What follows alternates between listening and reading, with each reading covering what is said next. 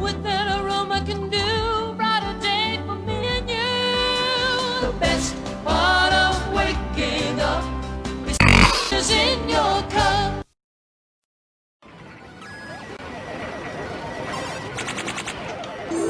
Choose your fighter.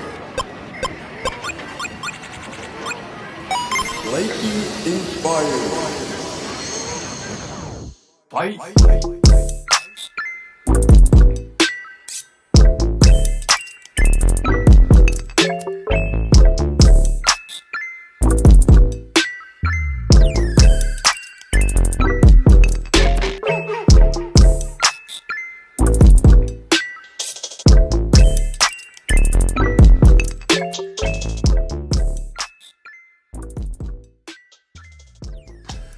Good afternoon, good morning, good evening. This is DSP News, the unreliable ones. Ladies and gentlemen, welcome to the newsroom and welcome to the Galtopian News Network, your unreliable source for DSP News. This is the Snort Report, brought to you by SnortBucks Coffee Company, the best coffee company. Well, beverage company. Let's go. Ladies and gentlemen, we are here to go over a long-standing conflict between two people that, at one time or another, in their online personas, I should say, people considered nothing more than just a race to the bottom. But in actuality, both individuals have value or had value. Well, they have value in certain ways, depending on how you want to look at their particular situations. And then if you talk to some of their supporters, you make of that what you will. Either which way, we're here to hear one of the scuffles in this conflict. Now, I will have to do a follow-up. This will more likely be on the Fight Club channel of something a bit more extensive, getting into some of the past skirmishes that these two individuals have had, and they've had quite a bit. The SRK, or the SureYouCan.com, or SRK, the forums are a cornucopia of different conflicts between these two. The thing is, interestingly enough, is a lot of the conflicts are one-sided. It's one person trying to instill their will onto someone else because, well, that was the flavor of the day, if you will. It's easy to kind of make those comparisons as what people say that what detractors do to DarkSydePhil right now.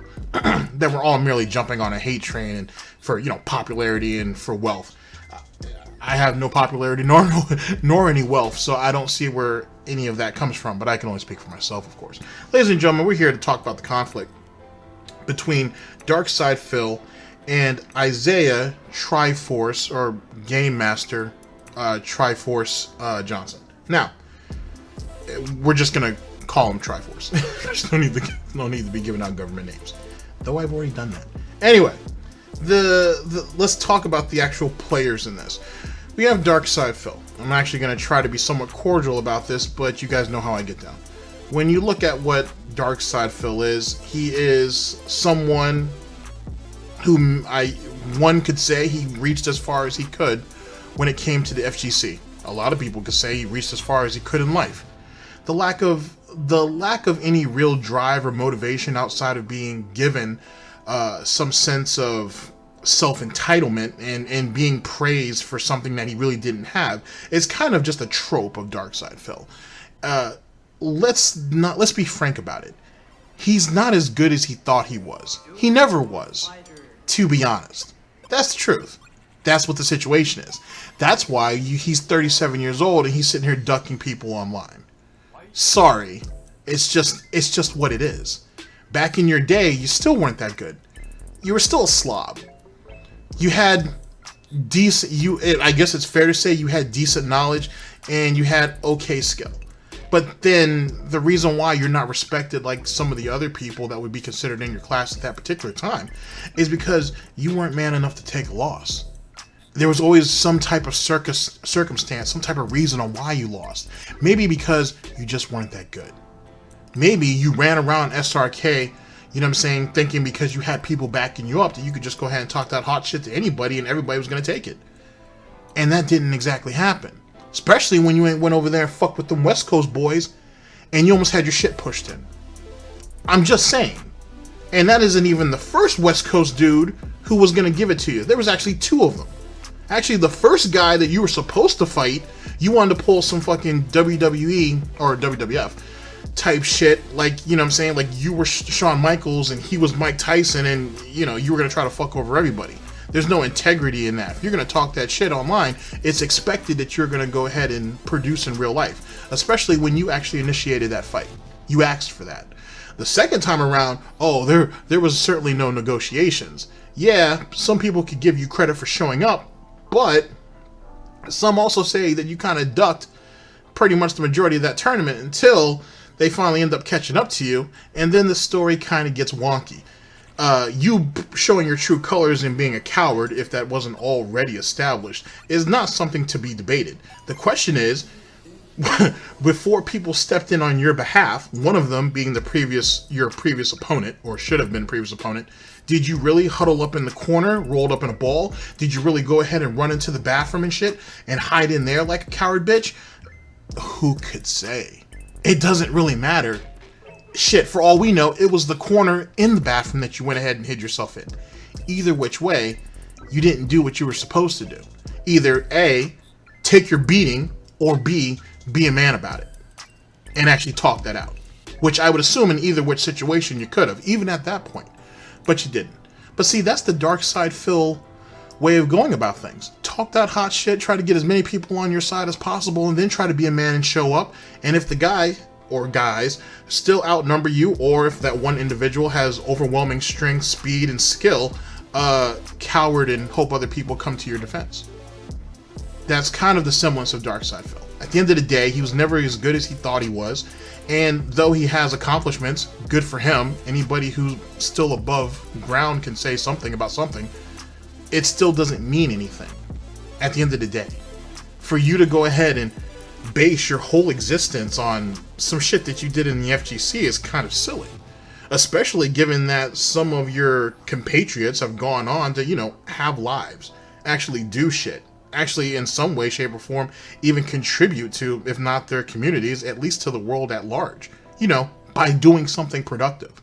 Instead of bitching online like some spoiled little child staying up till 3 or 4 o'clock in the morning, you know, feeding your inner alcoholism and shit, harping about some shit on Twitter or on Kiwi Farms.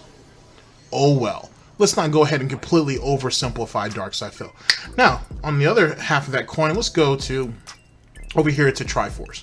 Now, Triforce, just in case you guys do not know, it is the founder and head of Empire Arcadia. No one can argue that he has, or for a good while, he had probably some of the best winning streaks in the FGC. He has had I was gonna say a stable of fighters, but let's reword that. The amount of talent and quality of talent that have come through Empire Arcadia cannot be overstated.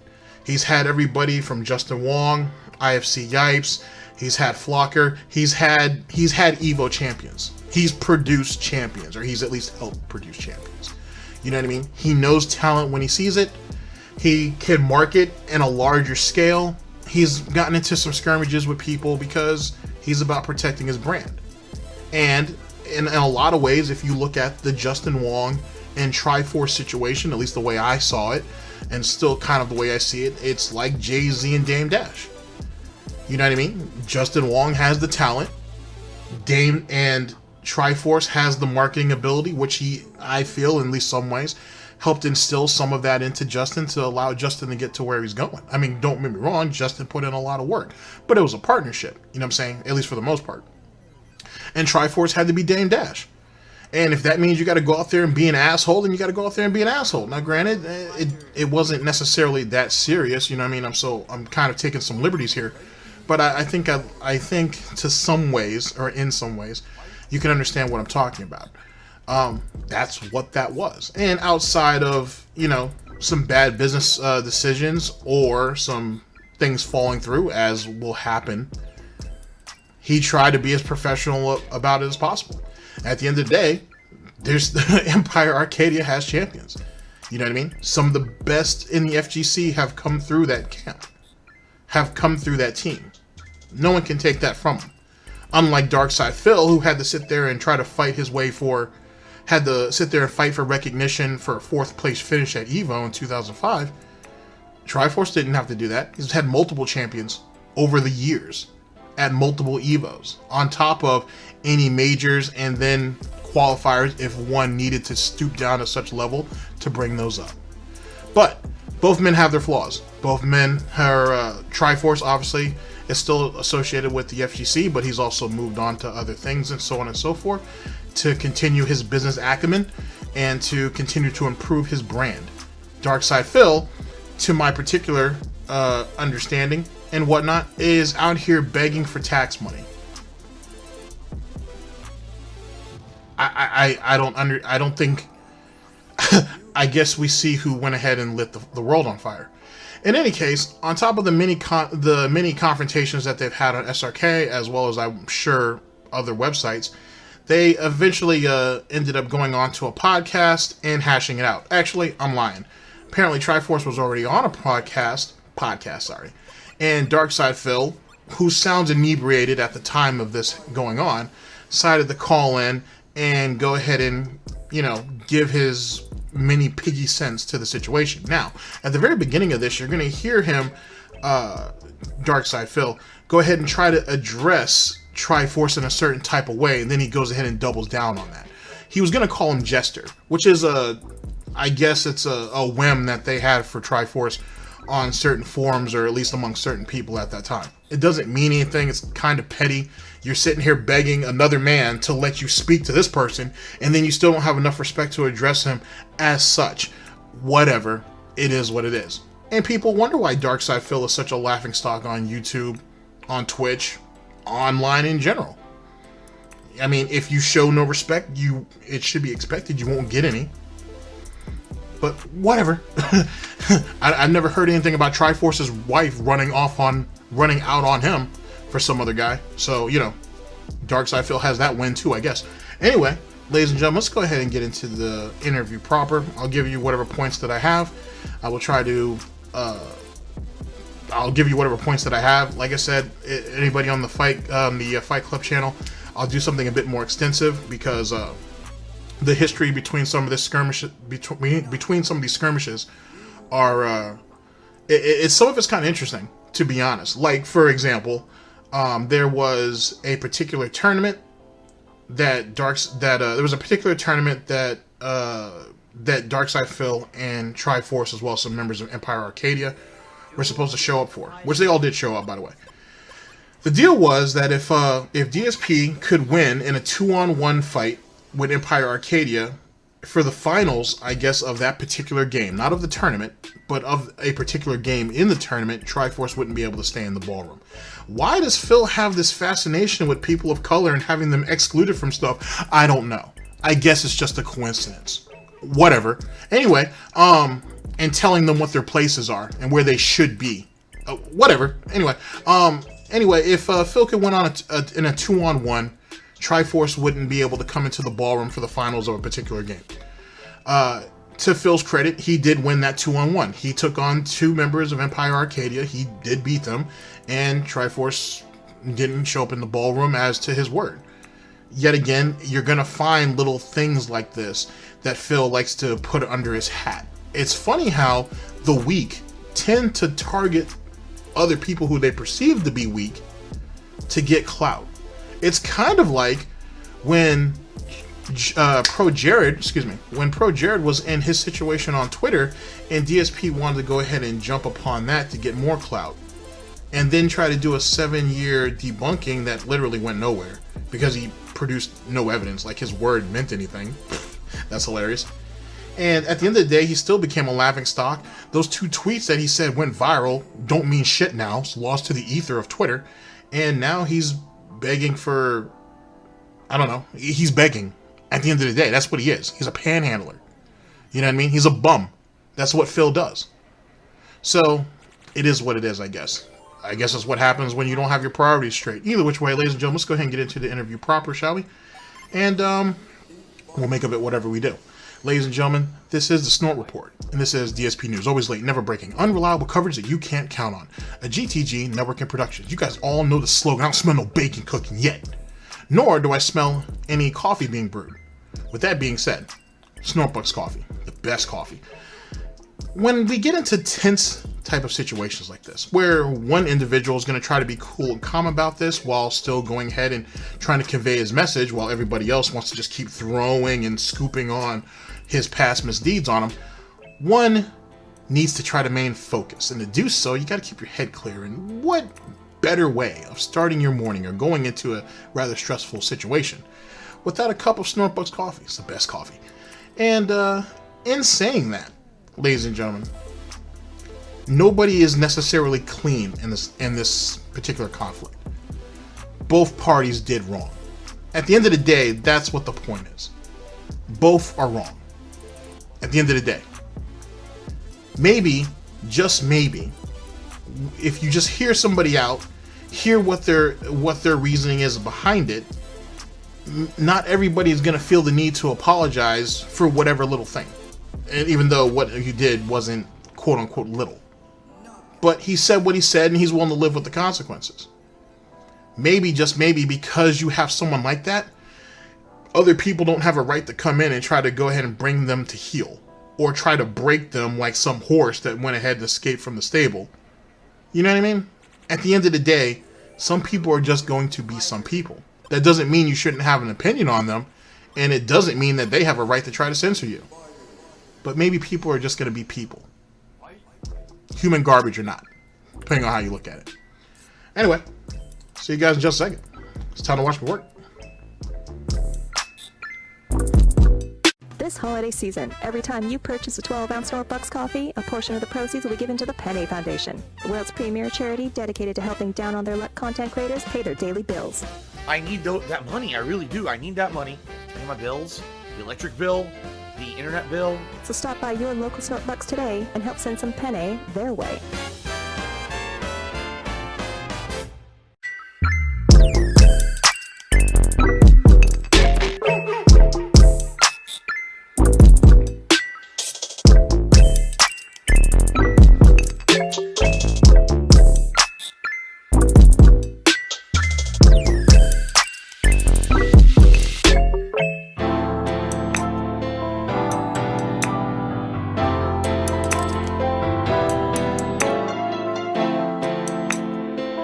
No, don't let him hang out. Hold on. Bunky. What's up? Yeah, do you have any problem with me asking Jin Master, Jesus Christ, Triforce a few questions while he's on the radio? If he chooses wants to answer. Triforce? Yeah. I guess he got a few questions for you. Do you want to answer them or what? Not a max. Why didn't Phil ask him, hey, I have a couple of questions for you. You know, can I go ahead and get that out? You had to have another man go ahead and do that for you. Okay, no problem. The interview's already starting off like shit. Ladies and gentlemen, we're here with MrHuth stuff. DSP versus Triforce on SRK, or SureYouCan.com, forums drama. This was published on November 30th of 2019, sorry. I apologize, I don't know when the original was actually uploaded. But I'm sure under the MrHuth stuff video, it'll actually say all of that. So credit goes to who it belongs to. Yet again, this trash fire is already starting off poorly because, you know, you could have just asked Triforce, hey, I got a couple questions for you. It is what it is. Obviously, if the host went ahead and accepted your call, he kind of knows why. You would think he has something. He would think you would have something to say, and he would know that. But whatever. Let's go. All right, I guess go for it. Yeah, get the fucking recorders out. That's all I have to say. Tonight's a really good show. But anyway, all right, Isaiah. You know me straight up. You know, we've talked a lot of times about the fighting game community and everything and what we want to do with it. And you know I respect you for your intentions, and you know how I feel about the Empire, blah, blah, blah. My question to you is, and this is going to be personal, so I hope, you know, you're going to listen to it seriously. What the hell made you thought you had the right to go on SRK and start talking personal shit about Nestor? Because me and Nestor are really cool. We've known each other for a long time. And what you said about Nestor on SRK was extremely hurtful to him and all his friends. And that's really what kind of started the bullshit drama, you know, between Empire and Nestor and me and Team Hate and blah, blah, blah. But I want to know where you were coming from, where you thought you were justified to say the kind of personal shit you said on SRK. So what do you have to say? There's a lot of people that do things in life, like bank robbers, murderers, drug sellers. They're not justified to do what they do. They just do what they do because they can. Next question. All right. So with what you said on SRK, obviously you said drug sellers and murderers. Do you admit publicly that what you said about Nestor on SRK was fucked up, and do you apologize to him? When I was on the radio the last time, I already explained myself why I said it. I clearly stated... Now, real quick, why is there a grown man trying to intimidate another grown man to apologizing to a third grown man? Like, you know what I'm saying? I don't know who Nestor is, but I'd like to think that Nestor, if he wanted an apology, he'd talk to Triforce himself. He wouldn't send his piggy, I'm sorry, he wouldn't have sent his friend Phil to go on to a radio show, drunk, by the way, at least that's what it sounds like, to demand an apology on his behalf. That don't make Nestor look very good. You know what I'm saying? If that's how that situation played out. It didn't, by the way. Phil went up there and did that on his own. For whatever reason, we may never know. So, did he just not think this out? Was the gin really hitting him that hard that evening? That he thought this was really going to be a good idea? Oh my. Did that what I said in terms of more moral, from it being a moral, statement, that it was wrong. However, that's the way I felt because I'm tired of people talking crap behind my back, smile in my face when they see me, and then when they go online, they talk. So, difference was, I said it on a radio rather than on SRK. All right, so in your opinion, it's okay to take a personal insult, you know, something personal that happens out of someone's life, totally unrelated to games, and then apply it to them because they talk shit about games online. That's okay to you. And again, I'm not trying to hate on you. I'm not trying to isolate you. I want to know your honest opinion. Yes or no, do you feel like it's okay to go where you went on SRK when you were talking about Nestor? When I confront an individual face-to-face, and this person has an issue that's going down at a live event, and we make a business transaction on a live event in front of other people, and you have guys like Josh Wigfall, Justin, Desmond, Mike Mixup, Blazing Flow, who witnessed this event go down, say nothing, and then wait to get back to New York City a week or two later. Blazing Flow makes a big issue out of it. Then you come online, you make it look like I was a thug that forced you to sell your spot on the Marvel team. Like I'm some type of guy who's gonna, like, if you don't sell your spot, I'm gonna beat you down in front of Evo. That's an insult to my integrity. That's an insult to me as a person and my reputation, right? I confront you and you say, well, you know, it's not even like that, you know, it's just that people at SRK was making it a big deal, yada, yada, yada. You smile in my face. After that, everything dies down. Then 3 years later, I make a post that's completely not related to anything doing with Marvel or Evolution 2003. I'm talking about Third Strike and a Team Third Strike for the Empire, and you jump online and you open your mouth to try to make a remark that's going to be on some side slander shit to diss me. Right there and then, that just shows me what type of person called Nestor was. So I got offended. I felt, you know something? I hate this motherfucker. So I made a comment. I don't care if he didn't like it. I didn't like his comment. Don't see me asking him for an apology. And his comment was completely unrelated to whatever I was talking about. See, the problem is people need to be responsible for what they said. If Nestor did not say anything, first I wasn't even speaking to him. And I already made a promise when I came on the radio saying that I won't even talk about this. But just out of courtesy, because you asked the question, I want to respect you by giving you the answer. I'm just going to tell you one more time. If Nestor had kept this comment to himself, because my statement or my replies and my comments on SRK was not even talking to him, It wasn't even talking about a game he even played. It was talking about Third Strike. That would have never came out. It is that simple. I know what I said was mean and it was wrong and it offended him. But I just told you on that radio show, and I'm going to repeat it one more time so you can understand. I do not care. I'm sure when he wrote his reply, he knew it was going to irk me. I'm sure he didn't care. So we're all adults. He said something I didn't like. I said something he didn't like. That's the end of it. Do you have another question to ask me? And that should have been the end of it, especially when you look at the actual situation that caused all of this, in the fact that they're talking about a team Third Strike tournament with two individuals who don't even play Third Strike or don't play it seriously, right? And if one wanted to base all of this on clout, meaning what they have accomplished in that particular game, neither one of them did much of anything. Talking about Nestor and DarkSydePhil, but it's an open forum online. Everybody has the right to say what they want to say. Everybody is entitled to that, if you will. So, like I said, so he went up there to make a proposal. A bunch of people hated on it because, yet again, hating on Triforce is a thing, right? Or maybe they wanted to give people another opportunity. It kind of makes sense if you read through the forums, if you can find that part. And DSP went ahead and comes up in there and injects himself for no reason, just like this particular interview.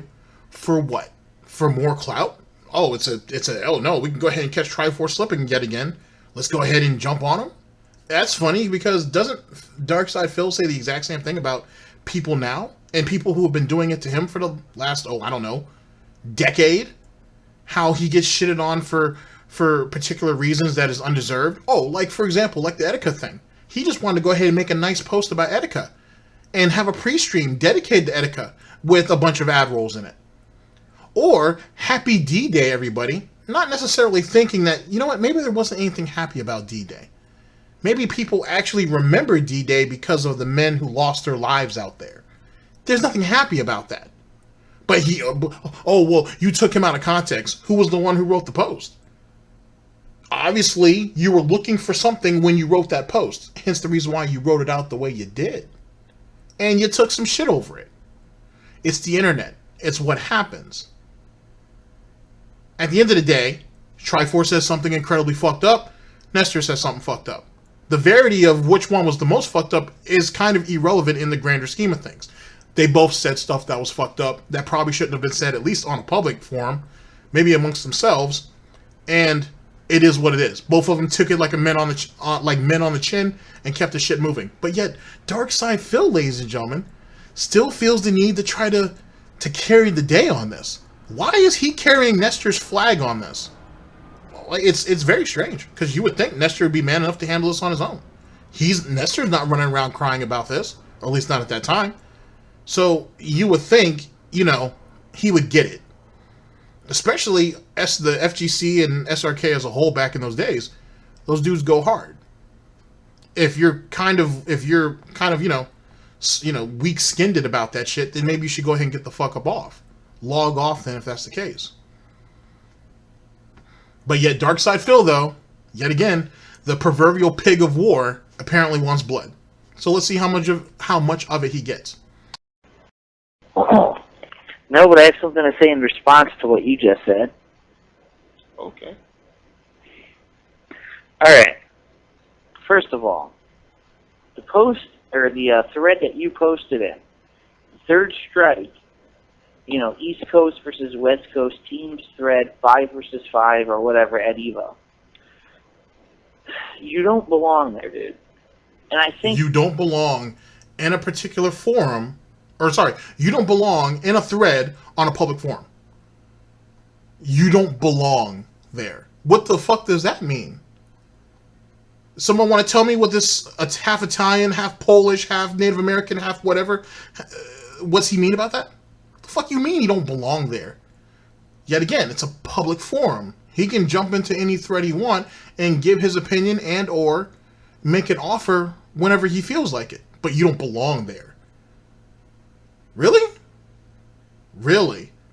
Does DSP have a right to talk about politics? Does DSP have a right to talk about other content creators? Does DSP have the right to talk about publishers? Or game companies? Does he even have a right to speak on any of those things? despite the fact he's been begging for the last like 4 or 5 years.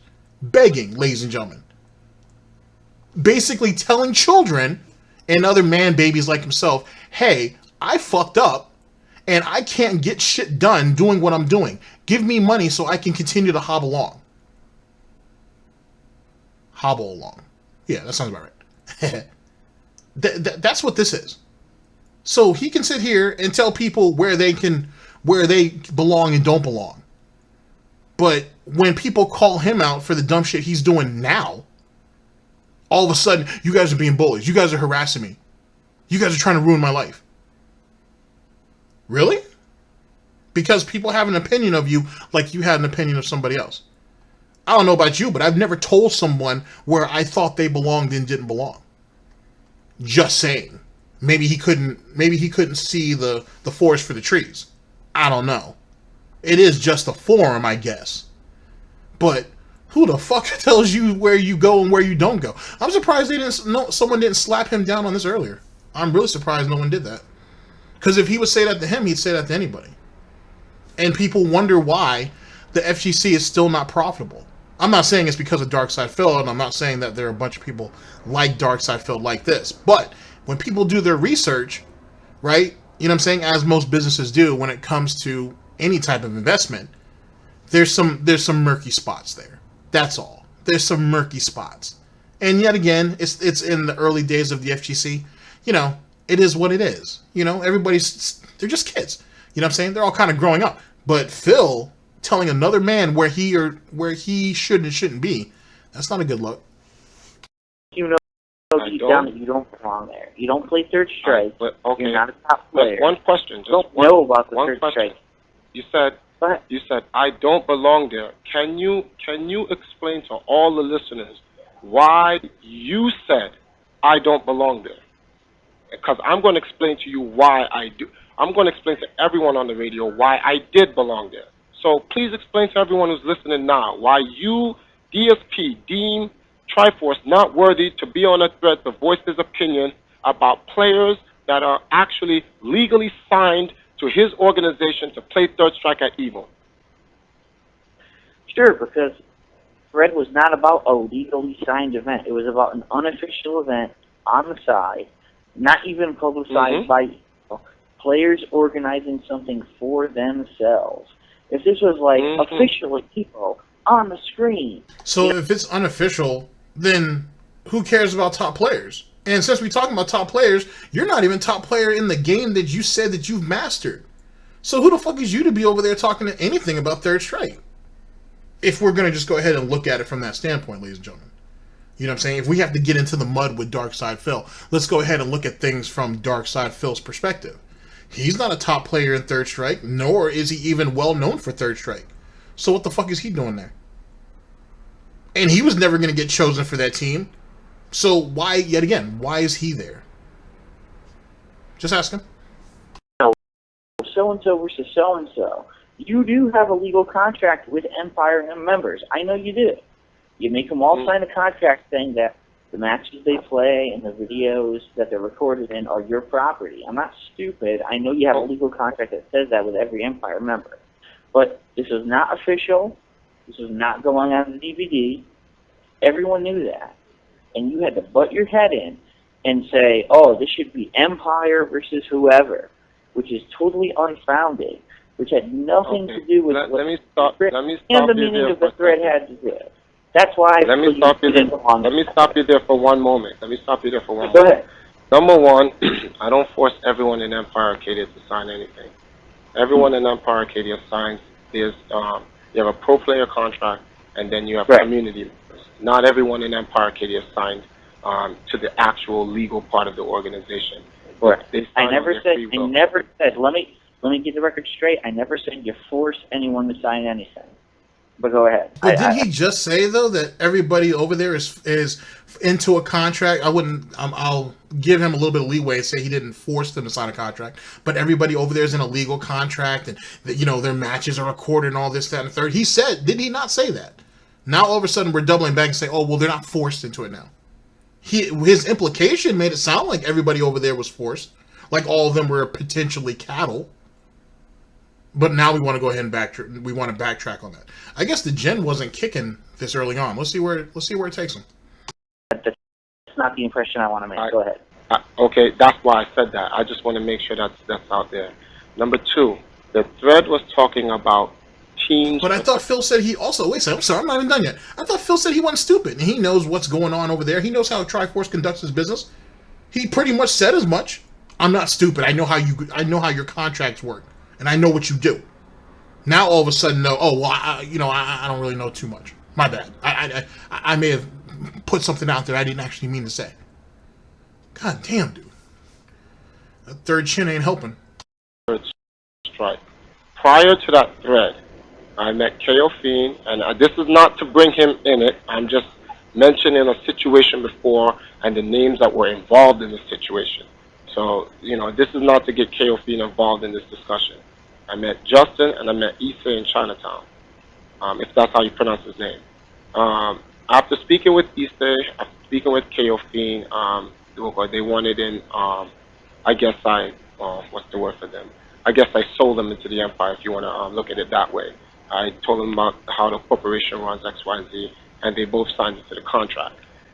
KO Fiend brought up the fact that there was possibly going to be a 5-on-5 third strike team at Evil. And I said, oh, really? And he's like, yeah. And so far what they had was KO Fiend, Justin, Issei, Exodus, and I forgot the 5th person. But I know it wasn't Flash. I think it was trying to get someone else in. And then I said, I said, oh, that's cool. I said, do you guys have any alternative teams and things like that? And he's like, not really. And I said, well, I asked KO Fiend, what happened if you guys was to make an all-Empire team? He said, I don't know, because Exodus is on the team, and, if they took Exodus off, who would replace them? And we was like, it could be Flash or something. And he's like, but that's not fair, because Exodus wanted to be on the team. So I told KO Fiend, then let's talk to Exodus and see what can happen. And it doesn't matter if Flash is not on the team or not. You guys can ask him. He said, well, I don't really want to get involved in all that. He said, if you want to do it, you can do it, but I don't want to get involved in that. So I understood where KO Fiend, he just didn't want to ruffle any feathers or whatnot. So I said, okay, no problem, fine. Well, the thing is that does sound a bit squeamish. Because essentially, if some of those guys, some of the people that were already named, at least 3 of the 4 members that were named sound like them guys are already part of Empire. So if we end up kicking off one dude who's not part of Empire to make it an all-Empire team, that's going to seem kind of messed up, especially when Empire initially didn't come up with the idea. So that's kind of the first bit of a problem that I see. Secondly, I thought that we were going to have an alternative team just in case shit happened, like in case someone can't make it. Then maybe we could go ahead and have this team come up to the forefront to replace the previous team. So that's another thing. I can kind of see how that might have been. I can see how that had been problematic. I really could. Like I said, it already sounds like at least 3 of the 4 people named, they were either Empire or at least part of Empire, or maybe they were at one time or another. Because some of those names sound familiar. Certainly, if they said Justin, I'm assuming Justin Wong. Obviously he was part of Empire. So, as well as at least one other person.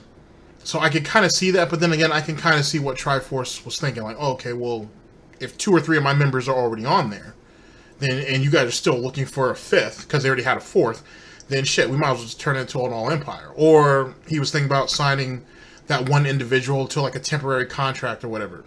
I doubt he'll do that because this is supposed to be just a side tournament.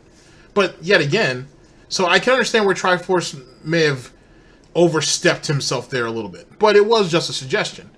But yet again, did it have to go to all this over a side tournament? Just an East versus West. And don't get me wrong, East versus West tournaments, or FGC kind of tournaments, I should say, are a big thing. You got people coming out there representing a city, more importantly, representing a coast. It's a big thing and whatnot. And people take this shit very, very seriously. And the people who are chosen to rep their coast are usually the best from their respective areas, or respected areas, if you will. So I understand that. You know what I mean? I get it. So at the same time, yet again, I could kind of see where Triforce may have tried to get a little greedy with that. I could kind of see that a little bit. I'll make the suggestion on the SRK thread. When the thread popped up, I was informed the thread was online, and I went online and I made a suggestion. My entire argument on that particular forum, I had to argue like 900 times that I was simply making a suggestion. Now, I don't understand, where do people come off telling me that I cannot make a suggestion? People were making suggestions for Team Texas, an all-Japanese team, and teams made from Jesus Christ, and teams made from crackheads, and all types of other crap. I'm exaggerating, but my point was everyone was making a suggestion of what type of team that they could make. I simply made a team suggestion about an all-Empire team, and it got taken out of hand.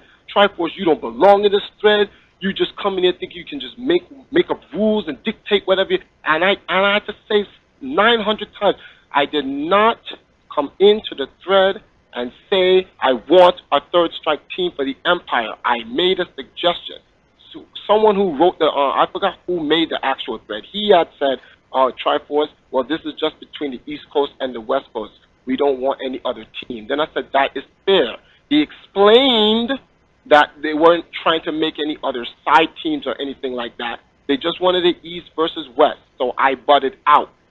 Then that's when Nestor jumped in with some side comment because they had nothing to do with it. They already explained to me already that the Empire, all-Empire team is not wanted. The community didn't want to do it. The players didn't want to do it. KO Fiend even left the Empire.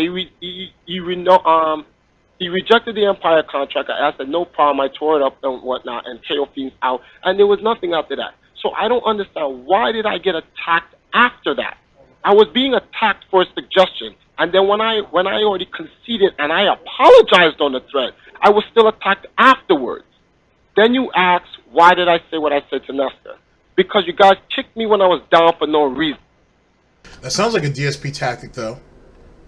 So let's go ahead and continue to paint the picture. So an East versus West is proposed. A bunch of people are throwing out teams, which at that time, people were naming all kinds of teams like Team Hate, Team yada yada, yada yada. Triforce, who actually runs a team, decides to go ahead and make the proposal for Empire Arcadia.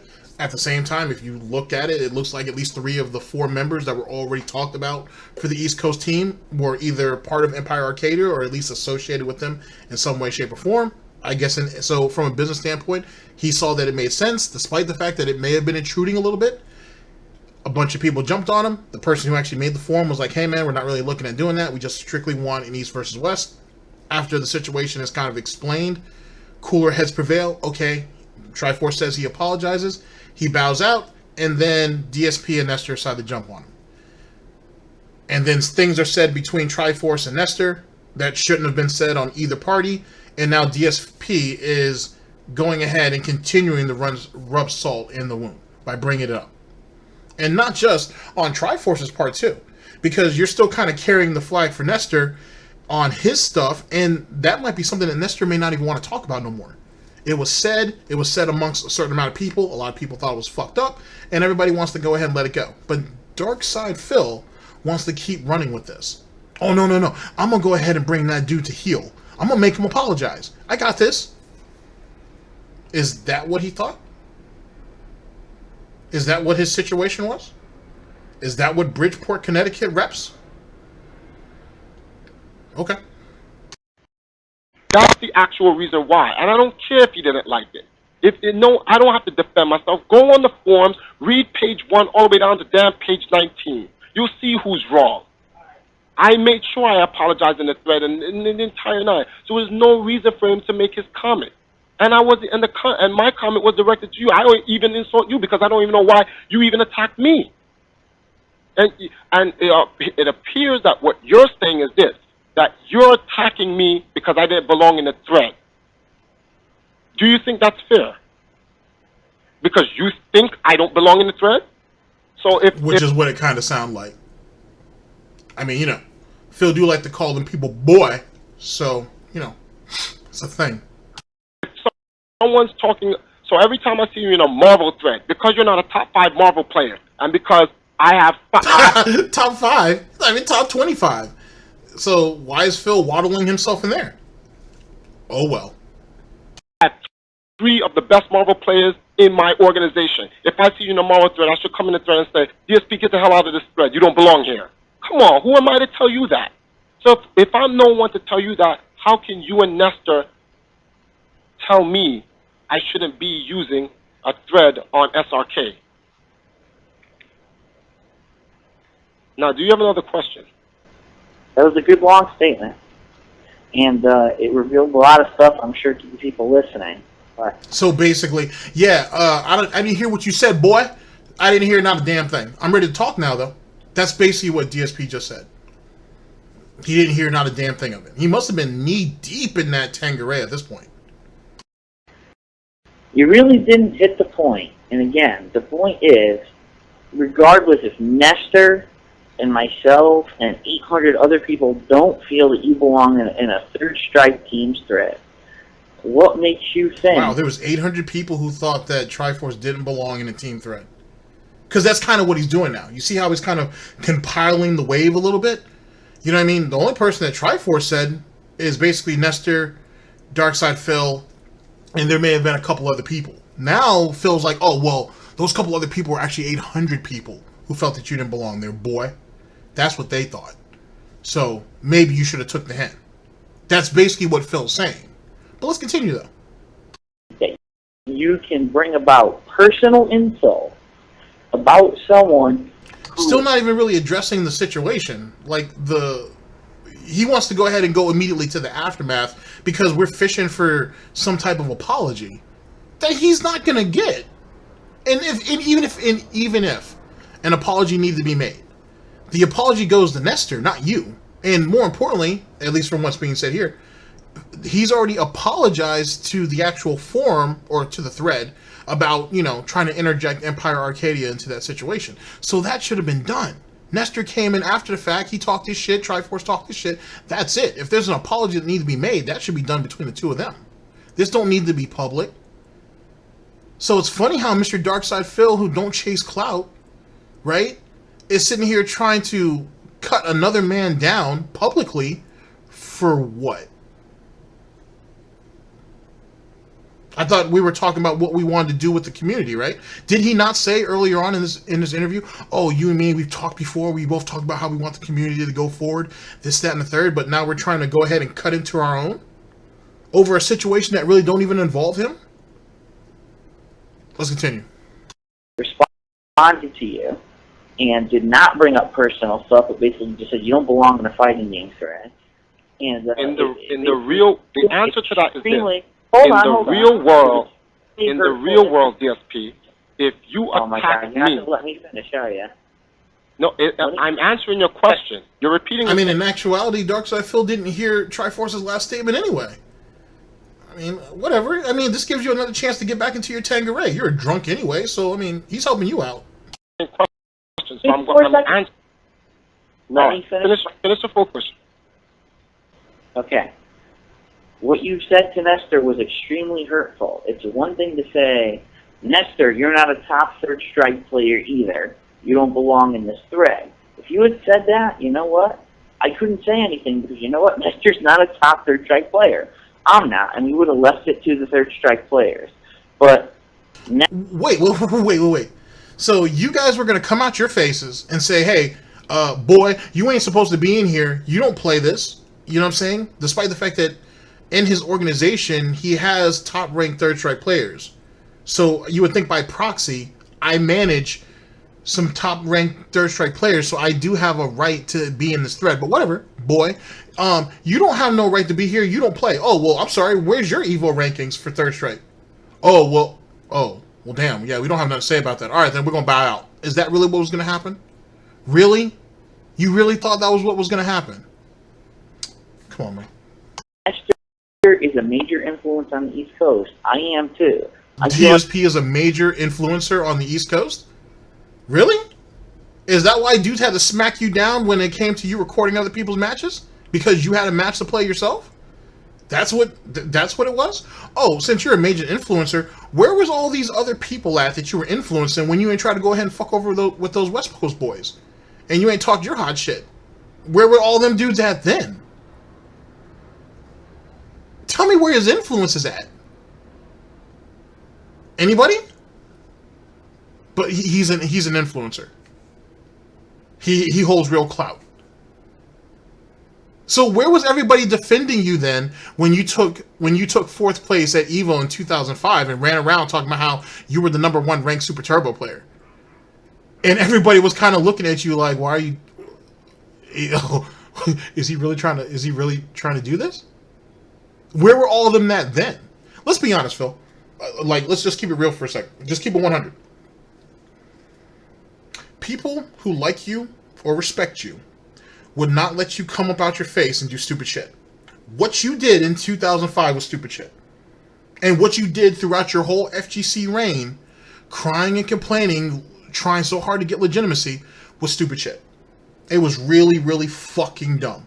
Now, I don't know where your boys were at the time and whatnot. I don't know what they may or may not have even told you behind the scenes. But let's say that they were your friends. And let's say they did say, hey, Phil, maybe you should let that go, man. That just sounds really stupid. It sounds really petty. Don't worry, buddy. You'll get them next year. You know, the same generic bullshit you tell losers. If that's the case, why didn't you listen to that? They were your friends. They must have given a fuck about you if they did say that to you. Now, let's go ahead and look at the other side of that coin. What if they didn't say that to you? And they let you run around and be stupid. They let you run around and be a sucker. Is there not a problem with that? How much influence did you really have? How much of your... were they really your friends at that point? Because friends don't let friends act like bitches. I don't know. You would think for someone who grew up in the ghetto, you know what I'm saying? Who grew up on the block, he would know that. Because on the block, you don't associate yourself with losers. Because losers usually don't go nowhere. Or they just end up dead. Just saying, influence on the East Coast, don't know where his friends were at. Just saying, mean streets of Connecticut, right? Gunshots firing off everywhere. It was Chirac before Chirac. I'm just saying. Just saying. If we say something, you know, no, our word is not law, but at least... I never heard anything about Bridgeport, Connecticut being murder capital of the United States or anything. I never heard that, but whatever. The way Phil describes it. People listen. You, butting into the thread, you're not a game player. You're a person who I'm not a game player? Yeah, but again, you're not... I'm not a game player? Influence Oh, you mean I'm not a third strike player? Huh? Yeah, see, you gotta forgive Phil Triforce. He was drunk. You know what I'm saying? When he hit that Tanqueray, he ain't thinking. He's definitely... all he's doing is talking. And he don't even really hear what he doesn't even hear really what he's saying. As long as you don't break his rhythm as he's talking, he's just gonna keep going with that rhythm. He's probably not even really paying attention to what he's saying. Because this is Mr. Oh, I was so depressed and whatnot. I had to drink myself to sleep, and I had to go ahead and have a couple of drinks throughout the day to keep myself functioning and whatnot because of all the stress and pressure I had on him. So the guy's an alcoholic. So you can't really be too harsh on him that he can't understand what he's even saying. Let's just be honest. I'm not a third strike player. Well, you're not a third strike player, but you're also not a major fighting game player. Wait a second, you said he wasn't a game player. Now we got to push the goalpost back a little bit. Oh, well, you're not a third strike player, but you're also not a major player. But neither are you guys. Neither you and Nestor aren't either. You even admitted that prior to your current statement. So, huh? Okay, let's continue. Like, goddamn, man, that Tanqueray must have been crazy back in the day, bruh. Don't worry, Phil. I'm going to see if I ever get endorsed by Tanqueray. If we here at GTG Networking Productions ever get endorsed by Tanqueray, I'm going to send you a complimentary case. I got you. I got you. And I know most people will probably say what I'm saying right now is really disrespectful by going ahead and trying to feed an alcoholic more alcohol to feed his addiction. But you're hurting inside. I got you. I got you, buddy. Let's face it. You do support the community. No, because you said I'm not a game. You had said I'm not a game player. I was just correcting that. I just don't play fighting games. You're right. I said the wrong thing. You're not. Let me put it. You're not a major fighting game player. Okay. Wow, you're really trying to hold on to that statement? Just say that you were wrong. But Phil's literally scrambling to try to. Literally got his hooves in the mud, trying to hold up to everything. Jesus Christ, man. You were just as inept then as you are now. Yikes. Well, no one can. And they say with age, they say that, you know, that knowledge kind of comes with age, at least most of the time. Didn't have much of it back then. Jesus Christ. You don't participate in many fighting game tournaments. You know, you don't place high. But for you to butt into a thread like that where 99% of the people felt you were misinformed and you did not know what you were talking about forming an all-empire team, and for you to totally change the meaning of the thread. When did making a suggestion turn into making a statement? A demanding statement at that. I thought all of this was supposed to be him making a suggestion, right?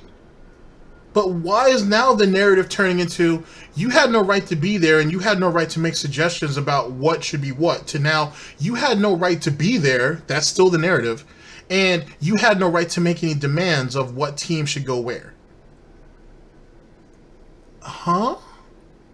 Let's continue. Turn it towards Nestor and use something personal out of his personal life that you, and let's be honest, you knew that would have hurt him, what you said. Because I mean, yet again, we all know that's wrong, and he's even said that's wrong. But then again, Phil, since you want to talk about being personal, let's talk about what you ended up doing later on down the line. So, whatever happened to that whole situation about you putting your best friend, keyword, your best friend's text messages out on a video sharing platform for hundreds of thousands of people to see? I'm not saying that 100,000 people saw it, but you know what I mean. But to see. How did you feel about exploiting some situation like that to get your way? And keep in mind, ladies and gentlemen, you could say, oh, he was just a pudgy idiot at the time. Okay, fair. When this interview was going on, I should say. But years later, he did this. So that's one thing. He sat there and exposed his friend, putting his text messages out there, talking about what his situation was and how he wanted to get his shit together before he could contribute to Phil's shitty shit. Let's talk about something a little bit more closer. Let's talk about the girl that you were hitting. Let's talk about, the chick that you're supposed to be in love with. Let's talk about your fiance that when you moved from Connecticut to Washington, you couldn't get it up to give it to her properly. Let's talk about when she had her situation. When she had her, when she had her panic attack. And it inconvenienced you. What was that, like an Axe the King or some shit? Your little machinima story, which was full of bullshit anyway, which will change in 2020, 2021 regardless. Let's talk about how you went ahead and thrown all her personal information out because you were mad that you had to go and pick her up because she was still driving your car, living halfway at another place, fucking some other dude. While she was still over there with you, cleaning your clothes, cooking your meals, and keeping your house together. You would think just on those 3 bases alone, she's coming home, right? Even though she lives somewhere else and she's in the process of moving her stuff out. Sorry about that. Let me clarify that so it doesn't make it seem like she's just monkey barring, so to speak. But she's in the process of moving out into her new place with whoever. But yet she's still coming home to him. She's still washing his clothes. Because he can't use a washer, by the way. He didn't learn how to wash his own clothes until he was 35. No joke, by the way. She's still cooking his meals because, he was 35 and he still didn't know how to make anything except some Kool-Aid sauce that his mom wrote down for him. Well, his mom told him about, and he wrote it down. Looks like chicken scratches. I don't know how anybody would have considered any of that to be legible. And cleaning his house, which he's incapable of doing as well. Hence the reason why, when the first girlfriend left, the one who we're talking about, he was so desperate to convince another woman to come and move in with him to take care of him. Oh, and she had to get a job too. And she had to get her license together because she's the one that's going to do all the driving. I just want to put all that out there. I just want to make sure all of that is clarified. So, years after the fact, you would think he would have learned from this situation, right? The thing that happened to your friend, something was said about him, right, about his business on a very public forum, you found that to be fucked up. But yet you exposed a friend, a former friend, and a former fiancé in a much more egregious way than Triforce did. Where was the lesson learned in any of this? And with that being said, what can you guys really take from this interview, just from what I've told you, because we're not done yet? What can any of you guys actually take from this interview, knowing what his past, what behavior was going to come later? Something to think about. So sore about the situation back in 2003 with the Marvel teams, where Nestor was complaining about he was kicked off a team or whatever for Empire, which I could give two shits about. You brought out personal shit that did not belong in that. Wait a second. So, wait a second. So, you're definitely willing to carry the flag for Nestor on some personal shit. It still has nothing to do with you, by the way. You're willing to carry that, but in 2003, when Nestor got kicked off a team, which ended up turning into an all-Empire team, which Nestor really wanted to be on that team, to my understanding, you don't give a fuck about that. Oh, that don't benefit you now, because that was in 2003, and that don't mean shit. But you really need to go ahead and carry the flag for this right now. Right? Wow, bruh. I'm surprised no one called him out on that either. Correct. Now, you're telling me, your statement that it's okay to say, give a really serious, personal, real-life insult to someone about what they said about Street Fighter. Is that what you're trying to say? No, that's what you're trying to say. What I'm trying to say is this. If you insult me, I'm going to insult you. Whether my insult is more detailed than yours, it's not the point. If we're in a fight in hold on. and you smack me in my face, and I pull out a knife and I stab you, For a second. the point is you assaulted me. Hold on for a second. Go ahead, Bunker. I don't know the whole situation behind the thread and everything. I don't. But I'll say this. I saw what was said regarding Nestor. And yes, I do agree that what was said was below the belt and not in line with everything that was said to that point. Because it's one thing to talk about someone that's relating to the gaming scene. Like, hey, you know, you're whack. You're whack at fighting games. You're whack at this, blah, blah, blah. But it's one thing but it's quite another to bring something out of someone's personal life that has nothing to do with video games. And only the select handful of people would know and throw that out there. Because two wrongs don't make it right. That's one thing. Second of all, is like, if by doing that, this is my own opinion, Triforce Game Master.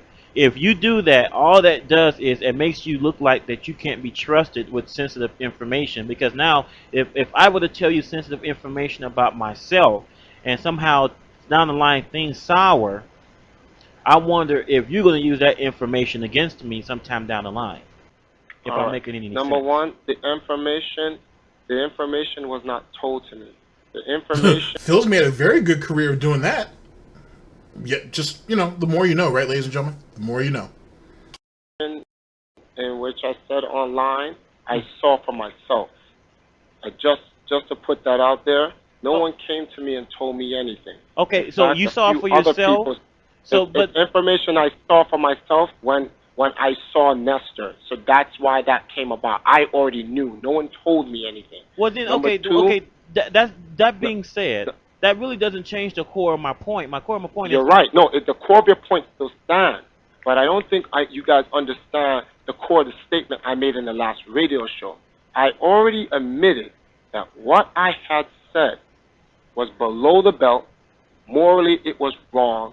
X, Y, Z, A, B, C. This is the same problem I'm having right now that I had on the SRK thread, and everyone seems to be missing it.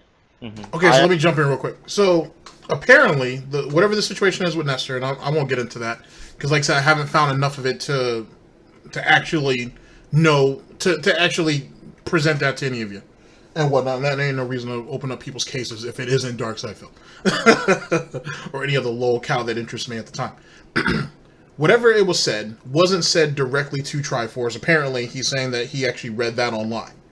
Okay? And then he placed that into the mental vault, and then it got brought out later. Okay, fair enough. So, when DarkSydePhil, years later, decided to kick people when they were down, when he came out and said shit about other people that wasn't said about him, or that wasn't said directly to him, he read about it online and decided to use that against people for clout, or he used that against people because he was mad. Where's the justification at, or where's the lack of justification there? Basically what I'm trying to say, ladies and gentlemen, is everything that he wants to criticize and crucify Triforce 4 back then in 2000, I'm sorry, whenever this interview was, my bad. Whenever in the early 2000s or mid 2000s when this interview happened, right? Everything that he's trying to jump on Triforce for, he ended up doing later, and did it worse. And he did it worse. And yet Phil sits there and gets mad and say, "Oh, you guys have no right to bring up my past. You have no right to do this. You have no right to do that." Yeah, he don't mind bringing up the past of other people, friends, foes, or whoever. But you can't bring it out on him, though. He's exonerated from that. He's exempt from that situation. If this situation was so serious, then why didn't he make a mental note about this moving forward in his life? You know what? I've already jumped on someone about that before. Maybe I shouldn't talk about that. Maybe that's not something that's, you know what I'm saying? Maybe that's not something that needs to be said. You know? Or maybe that shouldn't be something that I should try to exercise to get my point across. And yet he did it anyway. If you're a DSP supporter, you should think about that. I mean, especially if you're a DSP supporter, because maybe, just maybe, you go ahead and do your research. Kiwi Farms is a good place. Lolcal is a good place to go. There's a few others. Encyclopedia Dramatica. You can see how he ain't cut down people that were close to him. Friends, supporters, whoever. You might want to think about that. When early detractors said that what you guys saw when shit started to hit the fan was nothing new, it was behavior that he already had that you guys chose to overlook, they weren't playing. His FGC is full of that bullshit. All about that hypocrisy, all that bullshit, all that doublespeak, it's all there. I already understood what was said. Let me put it in fewer and clearer words. What I said was wrong. Why I said it was because Nestor did not mind his business, and he came on and insulted me. I don't care how he insulted me or what context he insulted me. He insulted me, period. So I hit him back. That's the difference. The difference is he slapped me, I punched him. The difference is he stabbed me, I shot him. The difference is he insulted me about video games, I insulted him about real life. The point is I'm trying to make is, if he did not strike me first, I would not have struck him. I'm the type of person, someone hits me, my wrath is 2 times as hard. It's that simple. I want everyone to understand that about me. All on the radio recording me. That's how I am. Why? Because that's how people have made me to be. Where I come from, I don't let no one do any harm to me. And if you do... Now, real quick. Now, remember about that whole situation. I want you to think about what Triforce said about that's how people made me to be. Didn't DarkSydePhil not say the same shit about, oh, I'm not a toxic person. You people make me toxic. You people make me look toxic. You didn't see how he had pulled that? You didn't see how when Triforce said, you slap me, I punch you? You know what I mean? Didn't Phil say that when that false copyright false copyright strikes for the fan art thing came about, he was sitting here threatening who was it? What was that guy's name? Be Awesome One. When he sat there and talked that shit to Be Awesome One about, you know what I'm saying? I got your name, I got your IP, I got your name, I got your address. You guys remember all that? Maybe there's another part of that you guys didn't hear. During a co-op play with a few other of the stooges around DSP at that time, he said, you know, hey, Be Awesome One, I got your name, I got your ID, I got your address. Maybe I'll come across the pond and see you sometime, buddy. What about that? So that kind of sounds like the Triforce, you know, method. That sounds like a tome from, if you will. You know, if you hit me, I come back at you harder than you hit me. That's kind of what that seems like. Granted, that's life in general. If someone punches you, you better punch them out. If you don't go down, they need to go down. But, you know, whatever. Whatever. You know, it's not like it looks like Phil's father instilled much of anything into him. Anyway. It looks like Phil went ahead and taken steps like that. Or he attempted to. Or he went ahead and tried to pig-nose other people into doing it for him. So yet again, we have a man in a particular time in his life where he has the nerve to come up out of his face, possibly drunk, to sit there and chastise somebody for things that he feels this individual's doing. Despite the fact that he ended up doing some of those same things later on down the line. To people who truly didn't deserve it. Huh. My wrath will be 2 times better. So if a kid attacks you, so if a kid half your age attacks you, and you take out a gun and shoot him, you think that's fair? If a kid now you're making circumstantial situation to weigh your point. If a child attacks me, I'm not going to pull out a gun and shoot him. I'm going to take the child to his parents and let the parents deal with them. Now, if a child pulls out a gun and tries to shoot me, which happens in reality, you have children who go around trying to kill people. True. I'm going to try to stop that child or kill the child to preserve my life. All right. Right. Now, if someone my age slaps me, I'm going to punch them. Okay. It's different. My point is this. I mean, I don't know like I said, I don't know the situation behind it, but I can say this much. From what I've read of what you said, I mean, it was, I don't know. There's a difference between calling someone a fag or calling someone a whack player and then saying something that only a few people would know. The problem is, I don't think you guys understand. You do understand I'm not disagreeing with you guys. You are following that, right? Are they both fishing for an apology? And I don't know why I don't know why either one of them are uncomfortable about the whole shooting the child thing when they initiated that. Like, you obviously wanted to hear what his opinion was of it, so you have to be ready for everything that comes with that. So I don't understand why when he said what he said, then everybody wanted to back off that. Like, okay, well let's chill. Let's chill what? You guys pushed that on him. Triforce didn't come out and say, if a kid goes in and pulls a gun on me, will I shoot him? Or if a kid attacks me, I have to pull out a gun and shoot him. You guys initiated that. So don't bring up questions if you don't want answers for. Is my main point on that, or my main criticism on that particular part. As it pertains to what ended up following that, yet again, are we fishing for an apology? Is that literally what this is all for? I think it's understood at this point that he acknowledges that what he said was wrong, but he's not going to apologize for it. He admits what he said was wrong, but he's not going to apologize. I don't think it gets any more clear-cut than that. And more importantly, the person who should be, if they feel inclined to do so, of course, the person who should be demanding an apology isn't even here.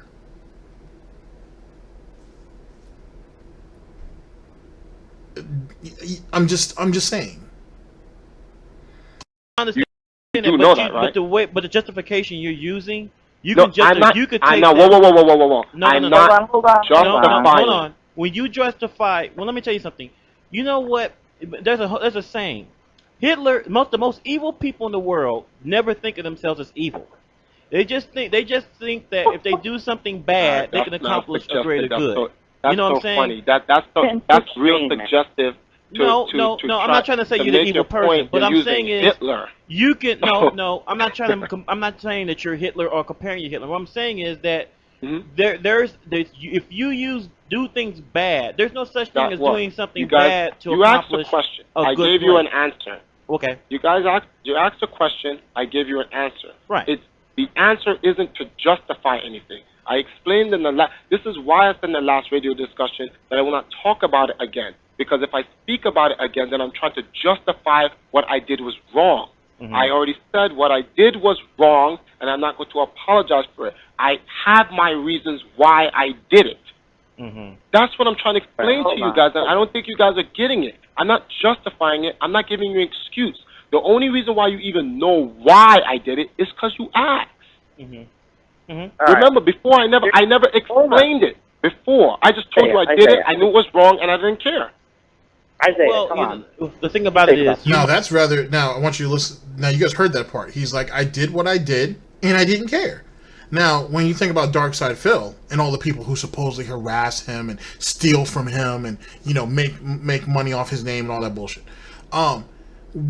doesn't Phil 1 minute tell you guys, oh, I don't care what they do, it's whatever, that don't bother me as long as I have the positivity and everything that's going on my streams, everything's cool. But then when money gets slow over there on them streams, then all of a sudden the detractors are stealing from him, then all of a sudden the detractors are thieves and need to go to jail, then all of a sudden he starts to give a fuck. Or it's funny how if you're one of DSP's fans, right, You know what I'm saying? If you're one of DSP's, contributors, you ask him a question. Oh, I don't know anything about that. I don't care about that. That don't mean shit to me. That's none of my business. I don't know. I don't care. It's funny how almost everything you guys say, almost everything that you guys say to him, oh, I don't know about it. I don't care. I don't care about that. That doesn't mean anything to me. That doesn't benefit me. I don't give a shit about that. But then he wants you guys to listen to that long-ass therapy session monologue, which is his pre-streams every fucking day, so you can keep up to what he's doing. And it's also funny that when Phil sits there and runs around and bans some of you guys, or time out some of you guys, and this, that, and the third, you know what I mean? Oh, Phil, you took that out of a little bit. You took what he said wrong, man. He didn't mean it like that. I don't care. He's banned, or I don't care. He's in timeout until I feel like he's ready to come out. You guys have all heard that. You can try to ignore that here if you want to, but you know you've heard that. It's probably happened to some of you. And then you guys got to send him some bullshit apology at DarkSydePhil at hotmail.com trying to explain your situation and get your account unbanned. You might not care, but at the same time, I'm just saying from my perspective. Oh, I know. I see your perspective, and I actually completely agree. It was a low blow, that kind of did suck, that was kind of messed up, and and I have my reasons why I went on the low blow, but I'm not on the receiving end of the low blow, and I do believe in karma, and it will come back around to me. It had hit me before, I wanted to bring that up too. You know how Phil says that everybody who does everything to him, karma's going to come back around eventually. They're going to get their just desserts and all that bullshit, right? Because, Phil likes talking about food. Get it? Just dessert. Anyway, it's funny, though, that what about all the fucked up shit Phil did? Where was the karma at for that? Or if one wanted to make the argument that he's already going through his phases, if you will, of karma, why isn't he taking it like a man? Why isn't he accepting his faults or his wrongdoings and he's finally paying for it? Oh no, but see, that doesn't happen though in Galtopia. In Galtopia, everybody who has something against DarkSydePhil, anybody who's ever had a negative thing to say about him, anybody who's ever had an opinion that is opposite of his own, they deserve to be punished. Not him. Ever. Never him. Just everybody else. Because they had the nerve to come up out their face and say something that went against the Dark Geppetto. That was a thing. That is a thing. But for everybody else, though, no, you can't do that. You guys are hypocrites. You guys are assholes. Just throwing it out there. When I first came to SRK, you had all types of guys talking about I masturbate and I do my wife up the ass with the power glove and all types of other stuff that was real low blow. And for 3 years, Triforce said nothing and took it all on SRK. Did anybody just hear a pig chuckle in the back? It might have been just me. It might have been just me. Some thug in the street. What's this kid's name? Alex Lightning, some guy he used to work in Web 2 Zone. He said, I tried to mug him and me and the Empire were just a bunch of niggers and thugs. And he used the actual nigger in the thread, that we was about a bunch of niggers and thugs and we tried to beat them down. And a lot of people try to discredit my name. DSP is one of them. And for 3 years, all Triforce did was try to answer back. Yep. Which is, like I said, something that I'd like to explore a little bit more thorough later on down the line. But Phil has been going at Triforce's neck for a good while. For a good while. So it's funny how, let's go ahead and bring up one of Phil's adversaries. It didn't have to be that way, but Phil made him into an adversary. Tevin. You guys all know Tevin. Praise be. It's funny how Phil says that he's always making fun of him. He's always making fun of his wife. He's always ripping his life apart and shit and pointing out all this nasty stuff and all this, that, and the third. And why can't he just lay off? He has all this talent. He has all this ability. Why can't he do something else? Well, it's funny how Mr. I have influence on the East Coast, right? And on SRK, right? Or in the fighting game community as a whole, right? But at least on the East Coast for sure. You would think for someone who had as much influence as he did, he wouldn't need to sit there and comb over every little thing Triforce did. But he damn sure almost did. It's almost like he went out of his way on a lot of those forums, or a lot of those threads on that forum, to go ahead and just nitpick at Triforce. He went out of his way almost on some of those occasions. I argue that most of that shit wasn't even valid. It was kind of like that whole hate train mentality. You know, the same thing that Phil ended up suffering later on YouTube about, oh, it just became a popular thing to hate on me, so that's what everybody did. No one ever wanted to learn who I really was. No one wanted to get to know me. They just wanted to go and follow the detractors. Despite the fact that the more that you learn about Phil Burnell, DSP, DarkSydePhil, there isn't a whole lot to like. And maybe that can be said for most content creators when it comes to who they really are. But then I'm tired of hearing this bullshit about, oh, Phil was being brave when he put himself out there. And he exposed his life and he let people know who he really is. No, he did that for profit. That's what he did. He did it to profit off of you. He did it to amass an army, quote unquote, of people that would do his bidding for anybody who ever stood against him. Which is exactly how he used those early people. It's how he uses people now. You guys are merely pawns on the board. Nothing else. Nothing more. You have no value outside of what you can do. And if not, well, let's go ahead and look at a couple exhibits. Exhibit A, if it would please the court, of course. Exhibit A, Brightside Viking.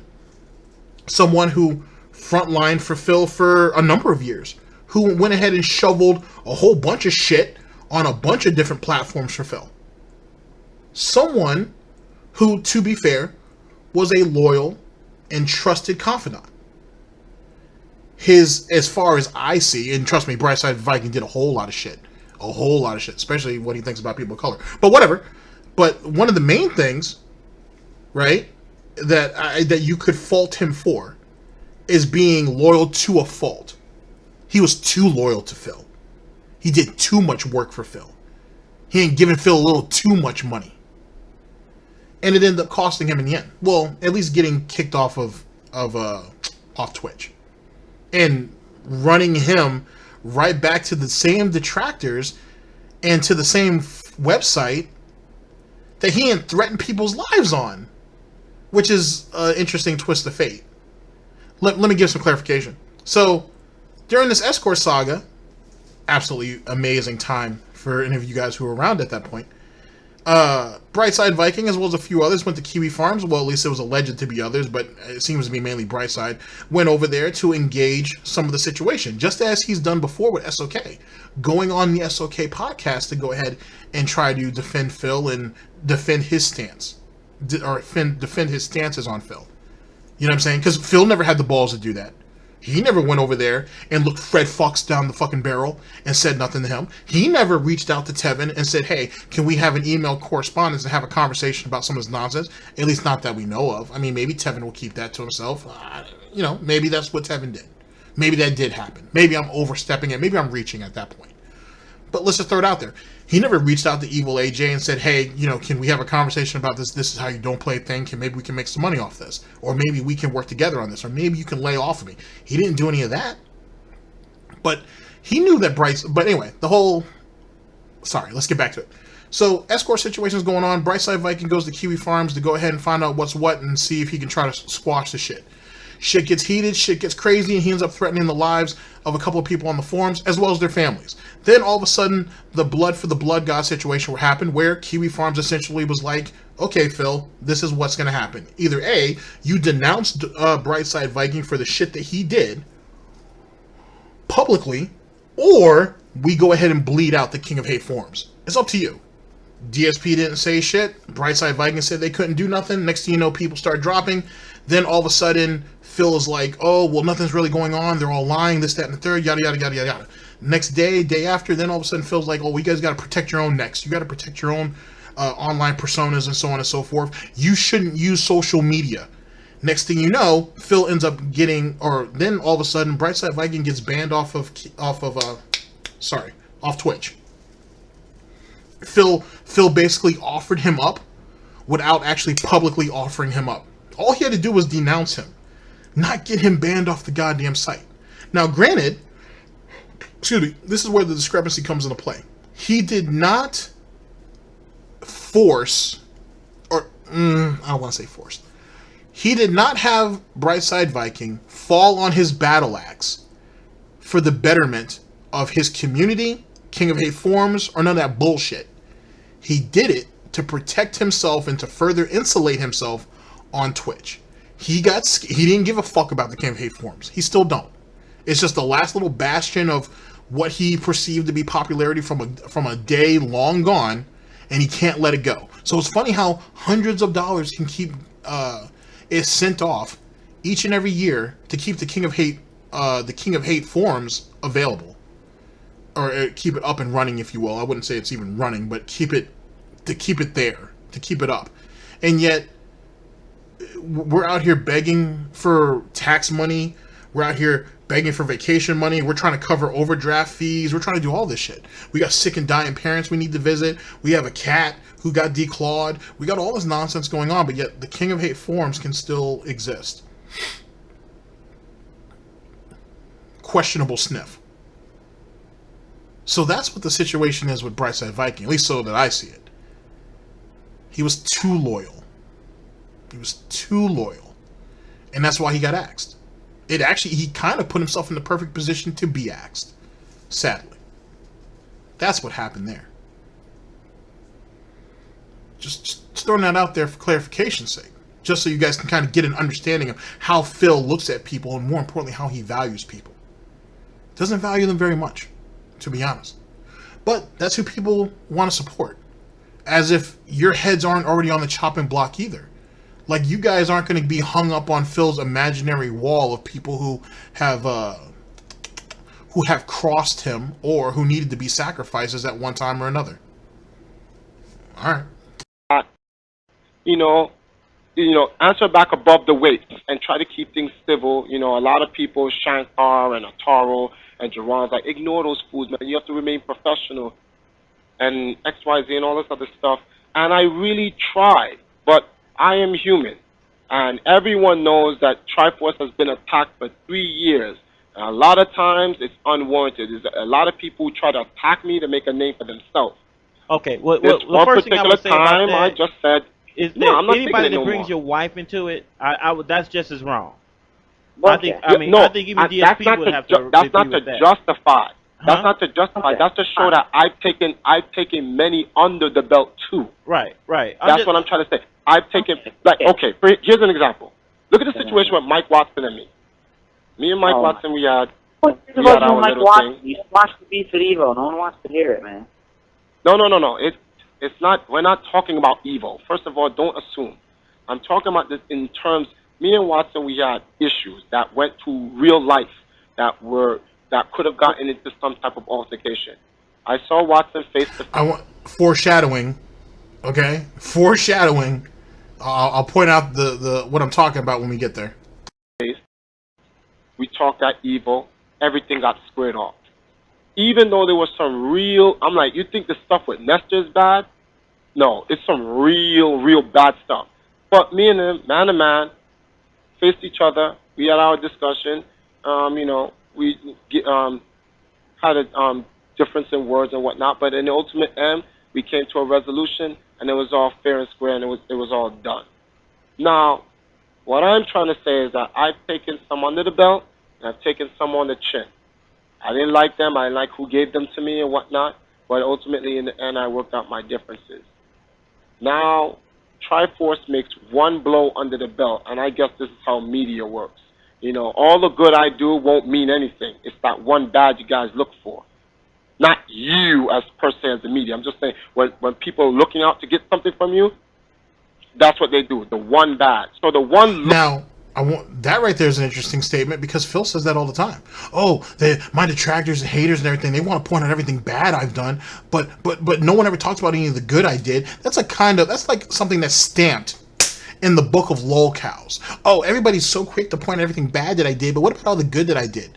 But then when you actually go back and look, and I want you guys to really think about this.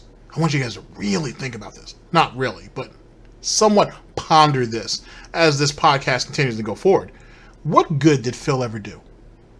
And really, what good did Phil ever do? What good did he ever do for himself? What good did he ever do for his community, for his family, meaning his parents?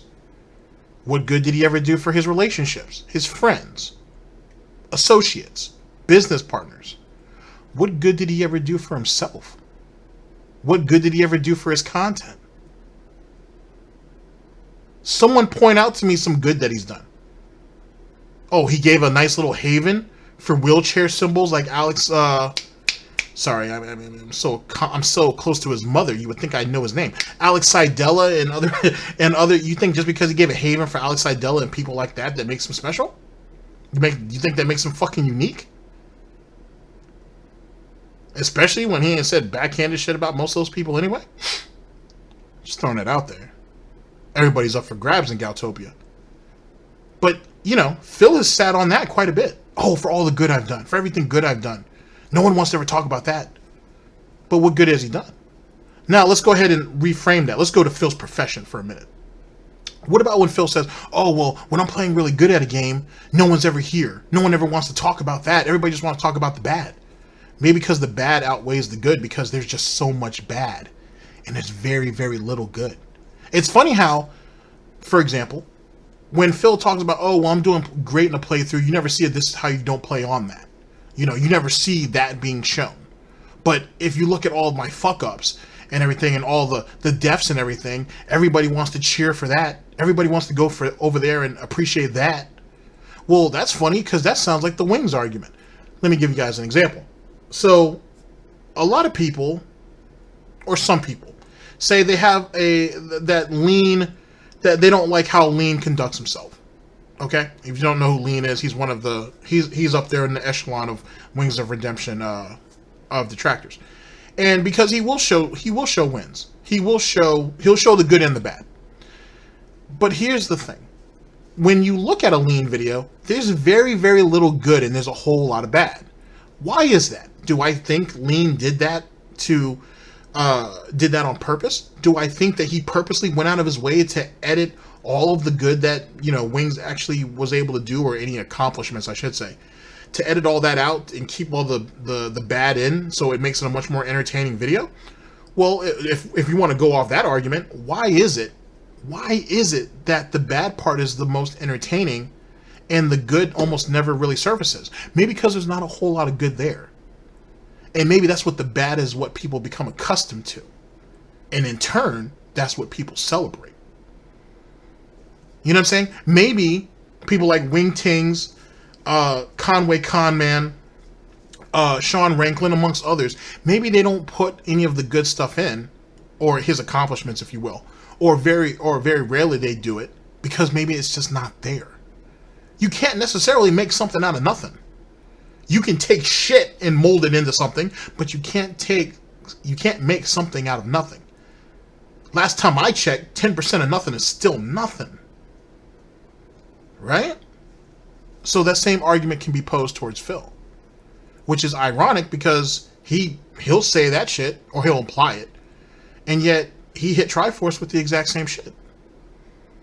And a lot of people got their start under Triforce. Triforce helped out a lot of people. Certainly a lot of players. Just saying. Just want to put that out there, just so everybody knows that the grounds are even, or somewhat even. No blow I gave Nestor is gonna now obviously mark me as this deviant idiot who he takes things out of context and whatnot and blah blah blah and all this other stuff. When you can ask anyone how many times people have gone under the belt with me, and those people aren't questioned.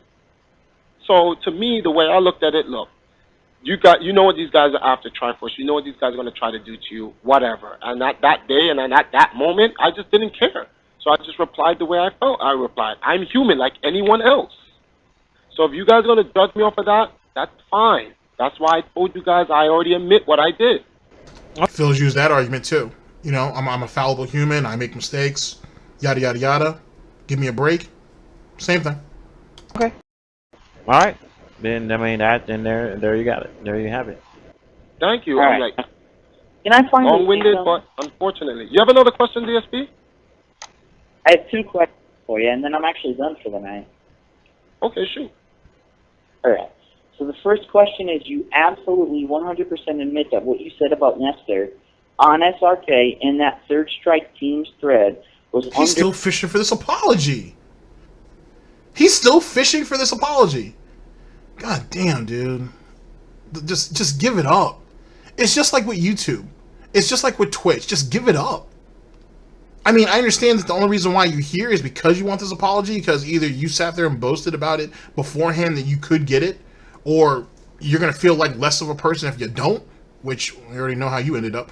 So, I mean, I guess, but he's already stated multiple times he's not going to apologize. And having you regurgitate the same bullshit about he's going to acknowledge that you did this, but we need that apology too. He's not giving you the apology. You should be glad that he came up and said, well, I don't know if you say you should be glad. It just shows that he's a better man than you. That he admits that, hey, what I said was fucked up. Not going to apologize for it. I had my reasons. But it was fucked up. I shouldn't have done that. Just move off of that. That should be enough. Wow. The bell and uncalled for and had nothing to do with that thread. You admit that. Which you're telling us something we didn't already know. Like that this interview didn't even need to exist if it's based off of that. I think I said that on the first radio show. Yeah, I did, and I'm saying it again. Yeah, I did on this one. Yeah. I'm confirmed. Okay, so that's question number 1, and this is question number 2. And after this, you're off the hook. And I swear. You're off the hook. You're off the hook. Don't worry, boy. I'm almost done with you. You know what I'm saying? I just need you to go ahead and concede to this right here real quick, and I'm going to go ahead and let you go, boy. Okay? Is that what this is? Fuck out of here. You're off the hook, okay? I'm off the hook. Wow. I didn't know I was on the hook. But go on. You were on the hook since all then, brother. Okay? What? You remember how, Phil said that people have threatened his life and done all this fucked up shit to him behind the scenes, and it was all unwarranted, and it wasn't fair, and it wasn't right, this, that, and the third. Yet we're gonna go ahead and throw idle threats at another individual because we can't get what we want, right? In a situation that don't even involve him anyway. Okay. All right, the second question. Here's the second question. And this shows you how little people took him seriously if no one acknowledged that. They heard it. It's obvious that they heard it, but they were like, whatever. It's DarkSydePhil. He ain't no real threat. Yikes. I thought he had all this influence, though, on the East Coast. Huh? Army of one, I guess. You admit that you were out of line and you went under the belt and you did wrong when you made that insult about Nestor. Do you apologize to Nestor for what you said? Oh, yes, hell no. Are you serious? Is that a real question? Come on, give me the actual real question. Hold on, guys. Hold on a second. Call anyone else, because all we have is basically Isaiah admitting on radio in front of all the Street Fighter community that he can make under the belt comments that have nothing to do with anything discussed in any reason. And he can just say it whatever he wants, and he doesn't apologize. I'll let him finish. Hold on for a second on both sides. Hold on. Well, you listening to... Alright. Alright, hold on. I just want to say something before anyone says anything. Now, you hear that, everyone on SRK listeners. Triforce has Hello? numerous times. Okay, you're there now. Hello? I make an under-the-belt comment on one person, and DSP says, I justify myself to go around to make under-the-belt comments and reply to people off of one thing.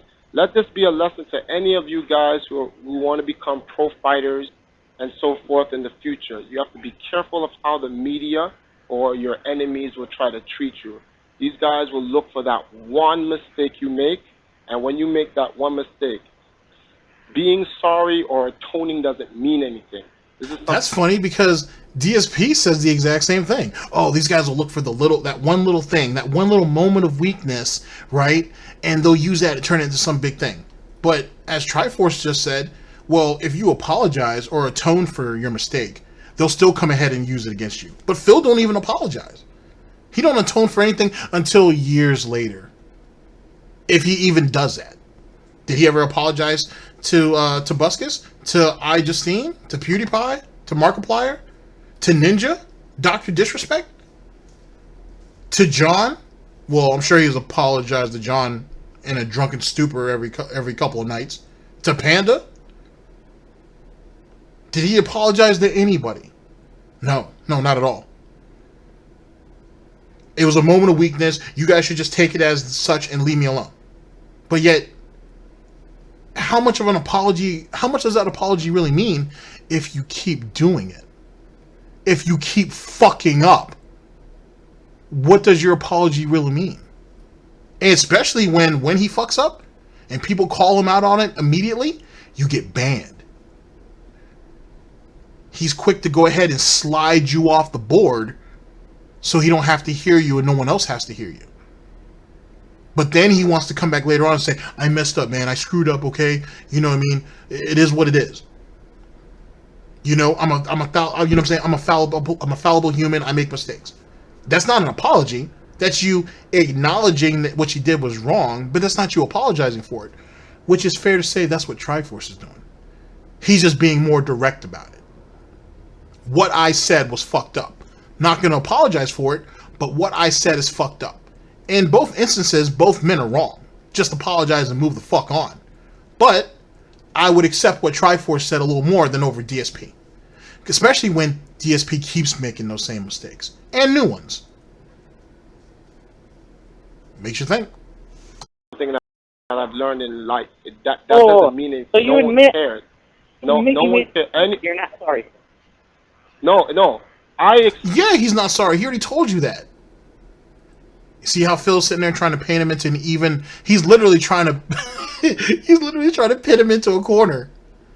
And there's no corner to pin him in. He owned his shit. What I said was fucked up. I'm not going to apologize, though. But what I said was messed up. And Phil's still trying to pin him against a wall. A wall that don't even exist. It's all open area. And yet Phil is still desperately trying to do this. Wow. I just told you that for everything that everyone has done to me, that one day I just snapped and I said, look, I'm going to let him have a piece of my mind. I said what I said and I meant what I said. Then you just said that Triforce goes around and goes under the belt with anyone once I can't take nothing. No. One situation does not justify my entire behavior, DSP, and that's what you're trying to make it out to be. And that's what all guys like you try to make things out to be. To anyone who makes a mistake. Many people make mistakes out there. Kobe Bryant cheated on his wife. Does that make him a whore?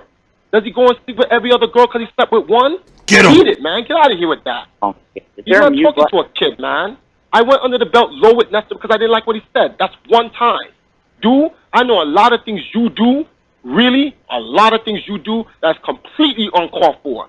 Or consistently. That's why you're the king of hate, so to speak. And no one questions you. No one goes on the radio and tries to deframe your name. Deframe what name? You like your name deframed. Get him! Get him! What makes you the king of hate. So don't try to imply these little side remarks and all this other stupidness. Get out of here with that. If you have a real question, man, ask a real question. You are not dealing with a child. I don't care if I wear a power glove. If you haven't gotten, I wore a power glove because that's the marketing of my character, my company, idiot. Ooh. Oh, I'll drink to that. I'll drink to that. I will drink to that. So, it doesn't need to be summed up, I don't think, any more clearly than that. Mr. DarkSydePhil, with his infamy, which is all he has now. And how does he try to clean up his infamy, ladies and gentlemen? How does he try to clean up his character, his online persona? Oh, by shitting on other people to make himself seem bigger. Is this what Golden Colts looks up to? This is what Anonymous looks up to? This is what Alex Seidella looks up to? This is what Swaggins, who ain't sat there and been on the porch for a very long time, then got shot and kicked off the porch and then, for whatever reason, dragged himself back onto that porch. Is that what he came back for? Is this how all of you who are DSP fans value yourselves? Is what Planet Jeff's wife's dead wife's money goes to? To this individual, to this person. I'm a piece of shit. I have no problem with saying that, and I've never said anything different of it. But, Mr. I'm positive. My content is good. You should appreciate it. What person on the Detractor side says that? that I have good content and you need to appreciate it. I haven't heard a single detractor ever say that. But I hear Phil say that a lot.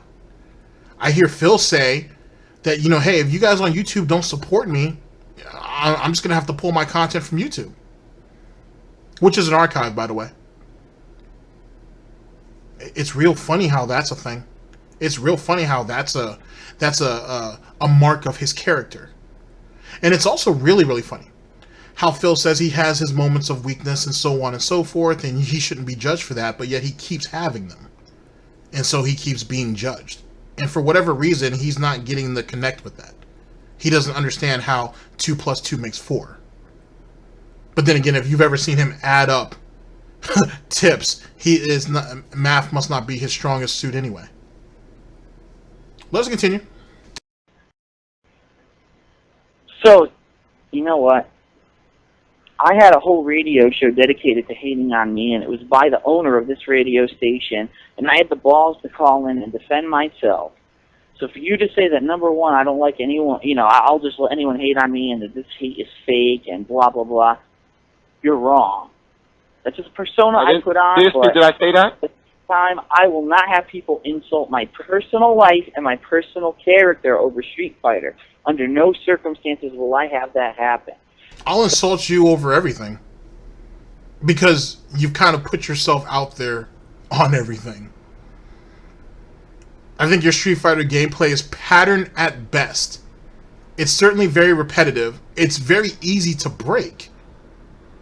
You don't think Evil AJ don't toy with you? I would have to say, and I argue, I don't even argue it. I'd say out of every 10 matches with Evil AJ that Phil actually wins, let's say, let's reword that.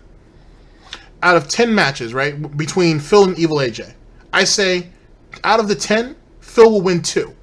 I almost guarantee you, though I cannot speak for Evil AJ, and I won't. This is just my opinion, of course. I would say at least one of those was a give me. It was charity. And why, you ask? To keep Phil playing. Because Phil, like most lolcows, and like almost all losers, if they can't win, they quit. The concept of perseverance and overcoming doesn't really exist unless it can benefit them. I'm not saying that, I'm saying that I wouldn't be surprised that Evil AJ throws him a couple of softballs every few matches just to keep him motivated. That's how I feel. Now, maybe Evil AJ doesn't. Maybe DSP did beat him. Okay, fair enough. But I would say just between the skill gap between the two of them, I'm not saying that Evil AJ should win every match. But I'd say there's a couple of matches where it looked like those were gimmies.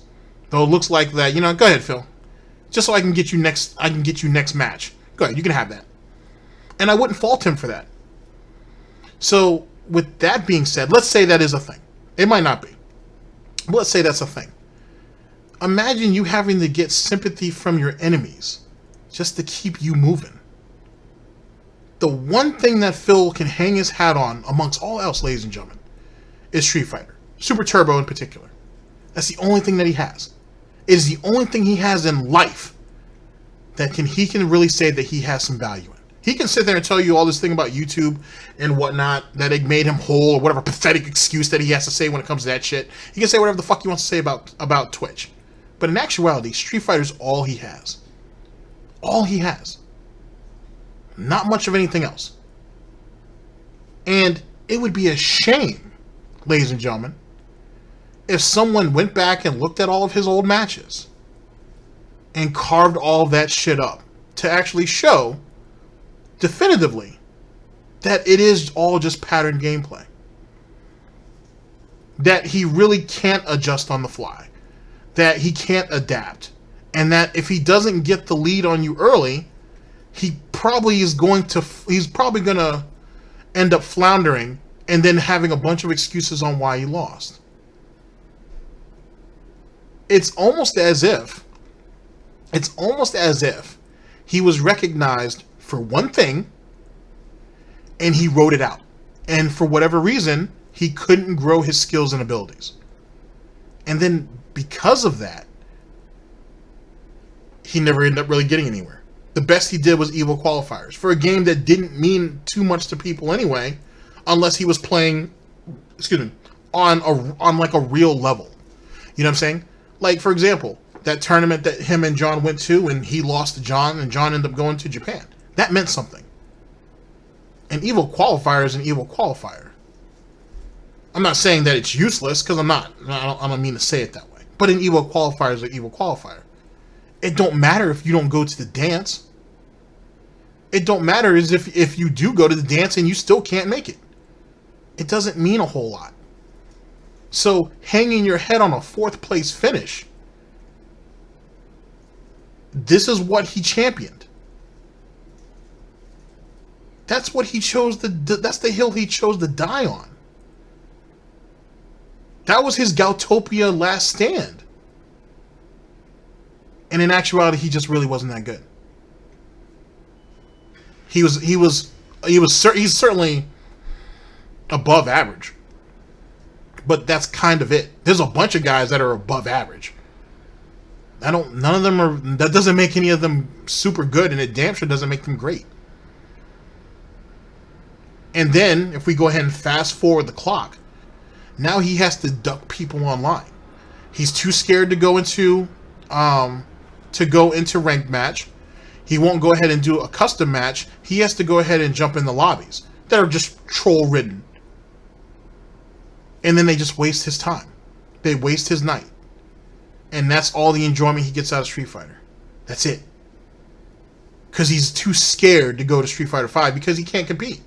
His reactions and his reflexes are too slow.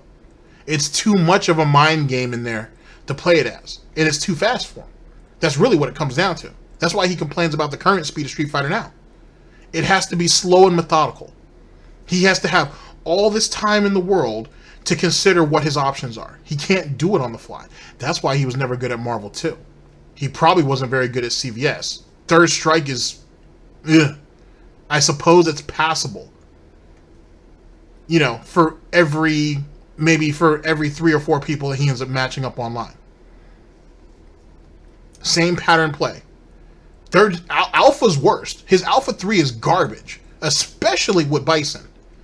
That whole wake up super over and over again, and then once that first one don't hit clean, immediately go into the second one thinking that he's safe. And he does that on wake up. He throws that out randomly. That's not smart gameplay. But then if he gets hit into a small combo, or if he gets opened up with the cross up and then gets hit with a super, oh, he mashed that out. Oh, that's not legitimate. I can't respect that. Just saying. So, for you to come on this radio station, no, shut up. Talking. You gotta let me finish. I listen to your bullshit, now you listen to mine. For you to come on this radio station to say that you did something wrong, you honestly admitted you did something wrong. You went out of your way to insult Nestor on a personal level. He hung up. He hung up, DSP. Oh, I'm sorry, Bunky. What are you saying? He hung up. Who hung? Isaiah hung up? Yeah, the Game Master. Yeah, Triforce hung up. What a pussy. All right, I'm going to say my statement quickly then. For Isaiah to get on this radio station and say that he did something wrong publicly in front of everyone, he admits that, making a personal insult on Nestor when it had nothing to do with what the thread was about. He admits that was wrong. Then he will not apologize. That's the same as a 5-year-old kid saying, I didn't know any better than what I did was wrong. And so we should all forgive Triforce. Guess what? Triforce is... Didn't Phil say the exact same thing when he said, when he shitted on all those people who got review copies on Twitter? Didn't he say, I didn't know when I made a public tweet that it went out to everybody. I thought it only just went out to the people who follow me. He said this... He actually said that shit. He said that dumb shit. And used that as his, basically, oops, I messed up. And people obviously knew it was a lie because it obviously sounds like a lie. Either that or you're retarded. And they let it go. So, yet again, ladies and gentlemen, this goes back to this interesting little narrative that he has where I deserve to have quarter, but not everybody else. Oh, they should have known that what they did was wrong. All of them are acting like 5-year-olds. But then I don't see Triforce or any of these other dudes running around threatening to smack 11-year-olds over a video game, which is exactly what Phil did. He threatened to smack an 11-year-old girl. An 11-year-old girl, somebody's daughter, somebody's sister. He threatened to do that. Wasn't no problem, but you know. Oh, I didn't mean it like that. I said hypothetical. I wasn't even directing it towards her. Despite the fact that that's what the situation he was in and that's how he felt. And that's what he said. Not 5 years old. He claims to be the leader of a major gaming community, and he doesn't know what's wrong and right. He doesn't know that when you do something wrong and you admit that you did something wrong, you should apologize for it. Then I don't want that person being a major influence in my gaming community. In my gaming community. That's funny, Phil, because what did you say to Machinima again before they kicked your ass to the curb? Oh, I don't want to be treated like a child, and if you guys are going to treat me this way, I no longer want to be with you.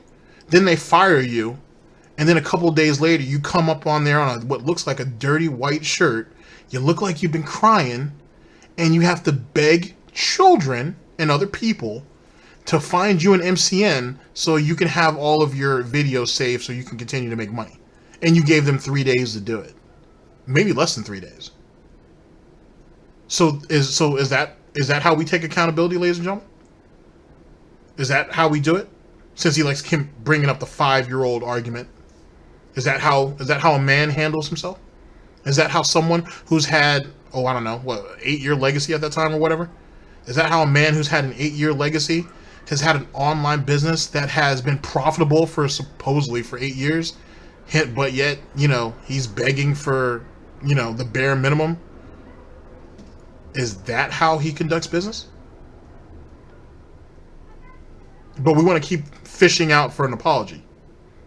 That's how we want to keep conducting this. Triforce, get the fuck out of here. We do not want you in the Street Fighter community, and we never did.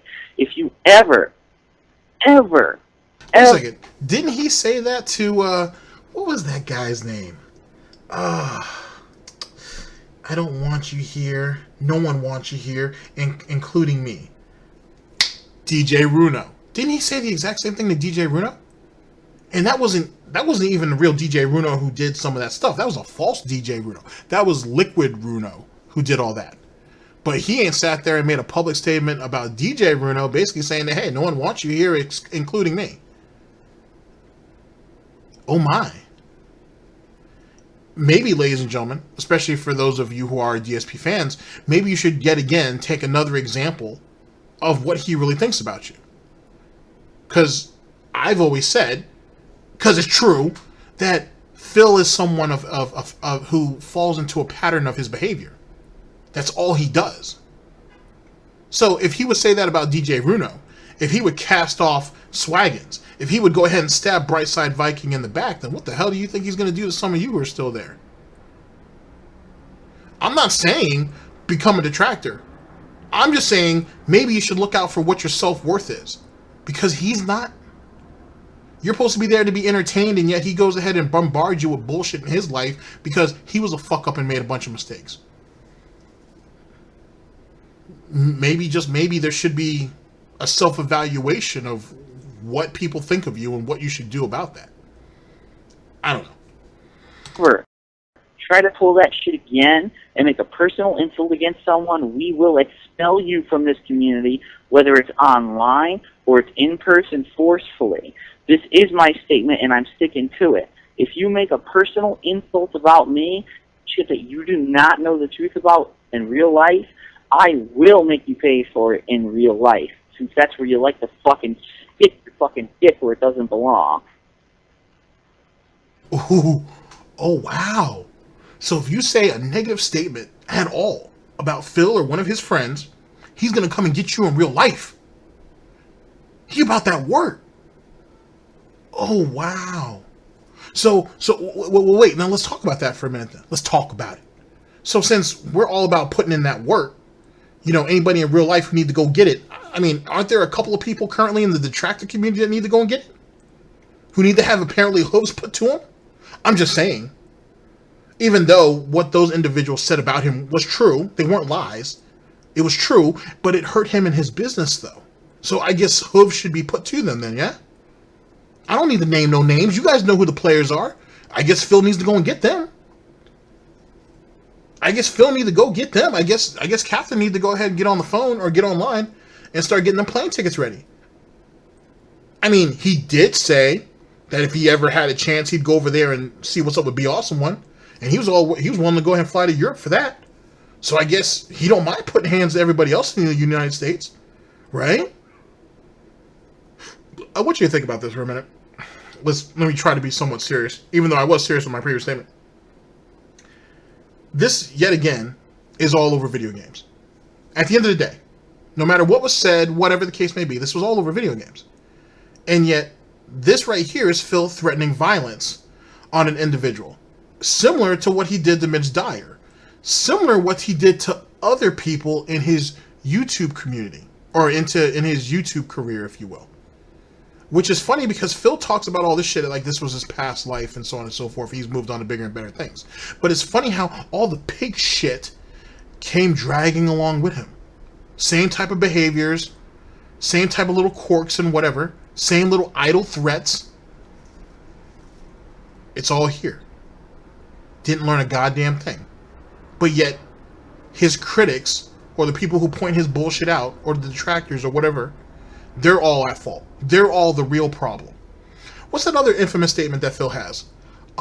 It wasn't an issue until you pointed it out, until you brought it up. Isn't that a thing? Or what's that other one? What's that other infamous statement? It's all your fucking fault. No one looked at me at a negative light until you guys did what you did. Until you guys went ahead and spreaded all that shit out there about me. They were all off-color jokes. They were all supposed to be for humor and shit. It was all your fault. Yet again, when does one take responsibility for self? If he didn't do the stupid shit, then there'd be nothing to call out. But Phil consistently, habitually, wants to keep doing stupid shit. And so we're going to and now, since he didn't get his way, just as you see on stream, he didn't get what he wanted, so now we're going to resort to threats. Oh, I'm going to have you ousted on SRK. Oh, I'm going to have you ousted out of the FGC. Oh, I'm going to have you handled in real life. Ladies and gentlemen, no one on a DarkSydePhil level, or any lolcow to be honest, has hate on them for no reason. Especially at the level that, like DSP and Wings have, for example. Low tier God can fall into that too. No one hates these people for no reason.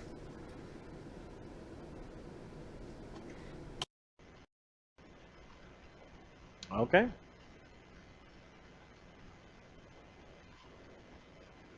And I know you kind of agree with me, Bunky, because you know that what he said about... What, you mean, I'm sorry, about you making threats on him? I'm surprised he didn't call you out for that. Whatever. It was not right, and it had nothing to do with that. I mean, I don't know about this. Hold on. Yo, you're on Alpha Radio. Who's this? Yeah, you got Nestor online. Huh? Do you have Nestor online? Well, maybe that's the reason why he didn't say anything about it. He didn't hear it, or he only heard half of it. No. He's never been on the show. Oh, he's never been on the show? Mm-mm. Oh. And DSP still talking? I think he just got through. Oh, okay. Oh, hold on. You want me to repeat it for you because you weren't on the line, brother? No, I don't have to repeat it, DSP. I already heard you. I All right. think... You know what I said. So you do not fucking talk about me or anyone else in real life. You understand me. Never bring that shit out. Because if you do, we will fucking find you. This is Street Fighter. This is not fucking personal shit that you bring out. You have insulted everyone in the community who has tried to put this together into a fighting game community that can be successful by pulling out into a fighting game community that's been successful. That's funny. Why is it then, ladies and gentlemen, and this is Phil's words, not mine, you have sat there and shitted on every person who ever tried to make this thing successful. Then why is it, ladies and gentlemen, that the real money didn't start creeping in until DSP exited himself out of this? Huh. That's kind of interesting. It's funny how when DarkSydePhil left, that's when that money really came in. You guys have all heard this. Phil has acknowledged this. DSP has told you this. Remember? Oh, I was a pro fighting game player, but I wasn't a professional fighting game player because at the time that I did it, there was no real money in it. I couldn't do it professionally because there wasn't the money wasn't there for it. But then when he went ahead and exited himself out of that shit, when he self-imposed himself onto that island that's called YouTube, then all of a sudden there'd be money for everybody. Money's all over, money everywhere, kind of, sort of. It's not Dota money, you know what I'm saying? It's not League of Legends money, but it's not even really Call of Duty money, but it's money. It's that's weird. I guess we can continue to ponder that on my second cup of SnortBucks coffee. SnortBucks, the best coffee. Who insulted me? Bullshit. Oh, Yes, please, DSP. one You're guy. not the That's how ambassador. it fucking You're not starts. the ambassador Not of this community. do what you DSP, do. don't talk about you're going to come find me, DSP. You live in Jersey. Shut up. Stop that shit. I don't even Like, live in Jersey, you dumb shit. You run the fucking wherever major you gaming live. community of the United Wherever States. you live. Where I live. Shut Wherever the you fuck live. up. I'm like, DSP, listen. I'm sorry, I didn't know it was a priority to know where DarkSydePhil lived. It's not like he signed anything. It's not like he has any really... It's not like he's consistently winning. Who gives a shit? I mean, shit, saying that he lives in Jersey is insulting to Jersey. You making threats online. How you sound? Cut it out. Wherever you live, Boston, Connecticut, Maine, who cares? Really? I'm like, really? don't talk about, Really, don't Isaiah? talk, DSP, you're on the radio, stop. I'm like, come on, let's be realistic, DSP, cut it out, you're on the radio. I'm like, guys just try to punk you from the West Coast not too long ago, so don't act like you're hardcore, especially to me, stop. That's so hurtful. He almost got his shit pushed in, and now you don't want, and he don't want to have nothing to say about that, and he has nothing to say about that. That's hurtful. That's hurtful, Triforce. That right there was a low blow. That was a low blow that he went and talked all his hot shit on SRK to them West Coast dudes, and then he showed up, and them dudes were gonna put the hands to him, put the work to him, and then he had to hide in bathrooms or hide in a corner, or he was crying over here or whatever. That was personal. You shouldn't have brought that up. But it's funny though that didn't Phil say if anybody brings up anything personal about him, they were gonna have to get pressed on? He sound pretty quiet right now. I mean, that's what happened. You got punked by them West Coast dudes, and all of a sudden, it's like church. Everybody quiet. Shh. Damn.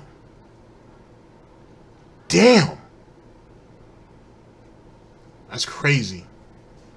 That's crazy. You would think, even though he did get punked, for sure, you'd have thought he at least tried to defend himself on that shit.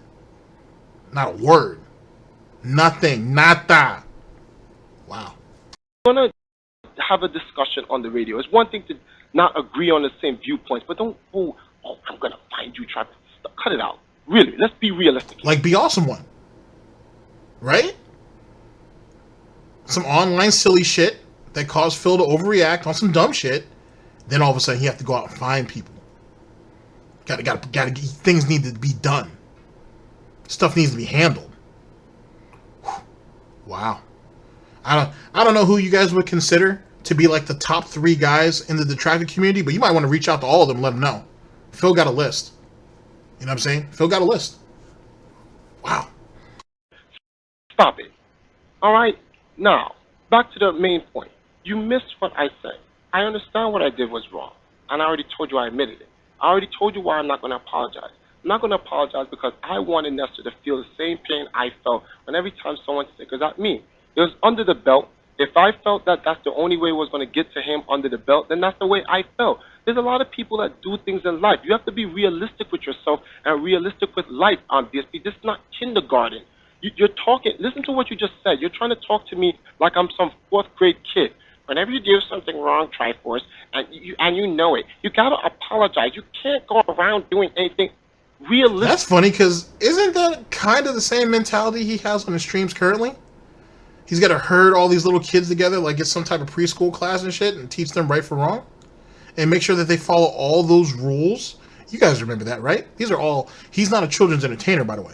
But yet we have this list of rules that need to be raffled off every single goddamn day. And everybody needs to follow those rules to the T. No breaking at all. Or you get timed out or banned. Kind of like they're all kids. Like they're all children that he's talking down to. Which is funny because Phil says you can't talk down to him because he's not a kid. But you would treat other people who are allegedly adults like children. It's just quite the disconnect. DSP, that does not work in life. It doesn't work like that, man. I don't know what to tell you. Huh? Are you done? I'm waiting done. for you to finish, talking your bullshit. Now you guys see why Phil don't go to no tournaments. Even after all these years, most of these people have let all this shit go. Most of the people that Phil beefed with have moved on to bigger and better things. Actually, have lives. They don't have to move girls from across country and shit to pretend like they like them and shit. He don't have to marry women and shit rant that he barely knows, that he only text messaged and never called before moving them in, just so he can hide his assets from the IRS because he's been committing tax evasion for like 3.5 years. Normal people don't do that. But yet Phil don't want to show up to a single tournament. After all these years and after all those people probably let that shit under the bridge, it is what it is. He still don't want to show up. Too scared to do anything. Too scared to leave his house unless there's somebody else with him. But back in the day, though, shit, he was Billy Badass. He was ready. And shit, it was free smoke and everybody could get it. Apparently. I guess as long as someone else was going to be behind that smoke, not him. Now all he does is sit on his love seat talking about things being put up his ass. Oh, how the mighty have fallen, right? Oh, boy.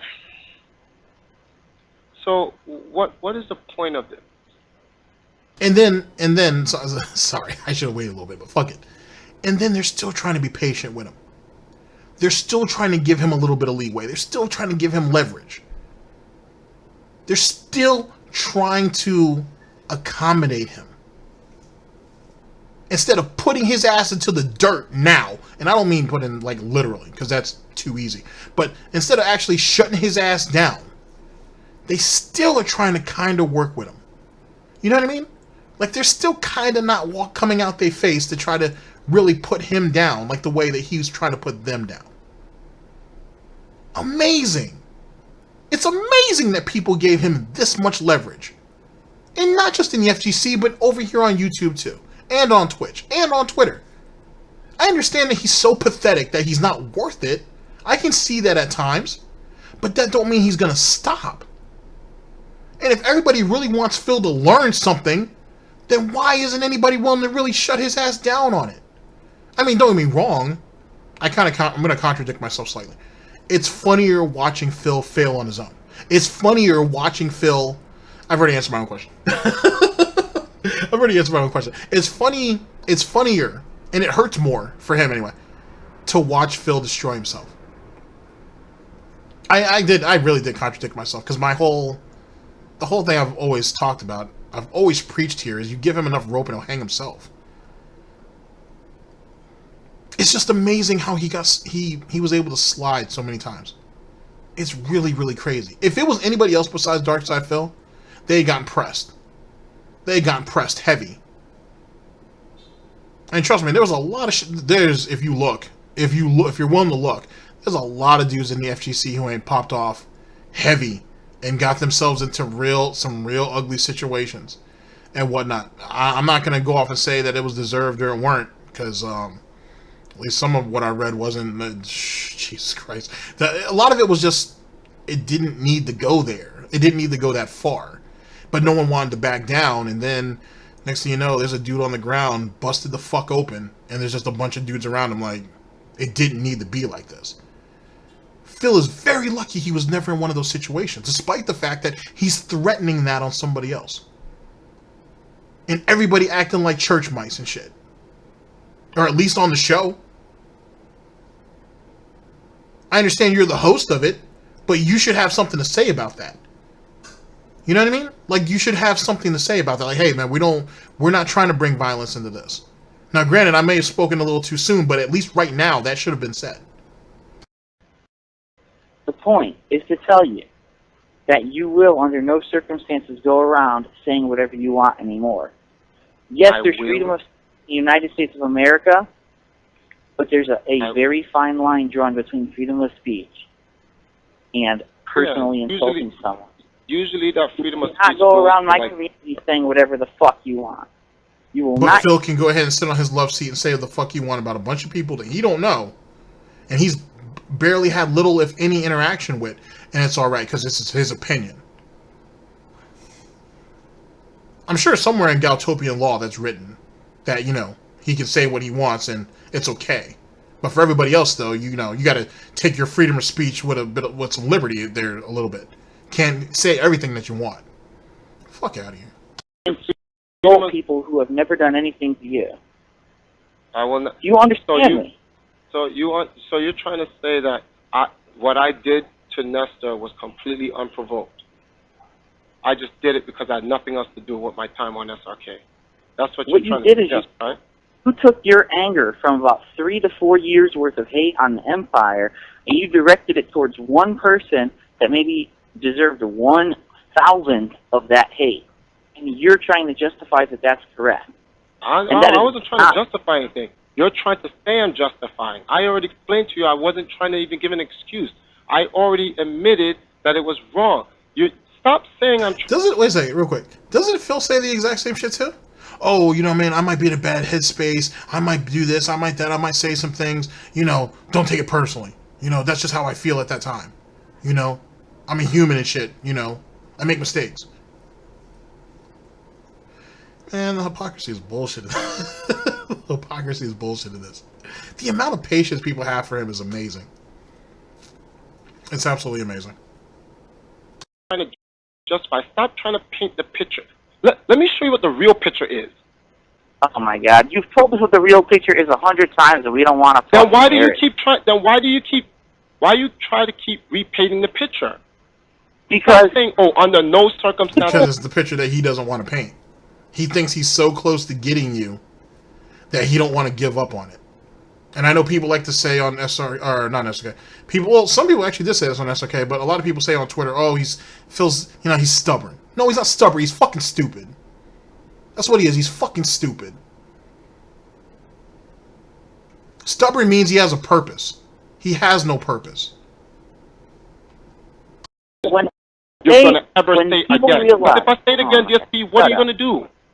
Shut What up. are you going to do? People realize that people do something wrong, they admit they did it wrong, and they apologize. For some reason, you think you're above everyone else, and when you do something wrong, you don't have to apologize for it. I'm the one in the million. I'm the exception to the rules. I am the lucky one. Does anybody remember that statement? No, I don't. Ew. It's just that one circumstance. I don't want to apologize to them don't because care if I'm tired of the BS. Okay, yeah, I'm sure you never did anything Okay, wrong. hold on. This part of it is over because you can't. This part of it was over a while ago. You should have jumped in a while ago for this. Like, as soon as Phil started throwing out threats, you should have jumped in and said something about that. Just saying. Like, Phil regurgitating the same thing for the 30th time doesn't mean... It doesn't mean anything at the 30th as it did at the first. I'm just saying. I mean, that's my only real criticism of the interviewer. Like, when he really started to escalate violence, or the implication of violence, he should have stepped in. Yes, but you can't force him to apologize. Exactly. What is wrong with him? I mean, I kind of understand what he was trying to do, though. Kinda. Like, it's kind of like boxing, right? Where you want to let dudes try to fight off out of the clinch and whatnot, or fight off the rope. I guess one could say that. But if you guys are really trying to build a community and shit, you're not doing it like this. You know what I'm saying? Are you guys having fights behind the arcades and shit? Because we all know where that would have escalated to. More than likely someone shot. If not worse. And trust me, there are worse things than being shot. It's a useless gesture. You know, you can't tell him that, okay, you cannot say this ever again. I mean, you can't say that to him because he can say whatever he wants. Now, if you want you to do something about it, that's one thing. You know, hey, you know, that's on you. That's your business. But, you know, you just can't say to somebody, you know what, you cannot say that. I mean, hey, like I said, to be objective about it, there might have been shit. From what I read in the RC channel, some people have said some shit about You know, I didn't even know up until that comment was made. I didn't even know that Game Master was married. You know, and to say that, you know, to say some of the shit about him and his wife, I think that's just as equally as uncalled for.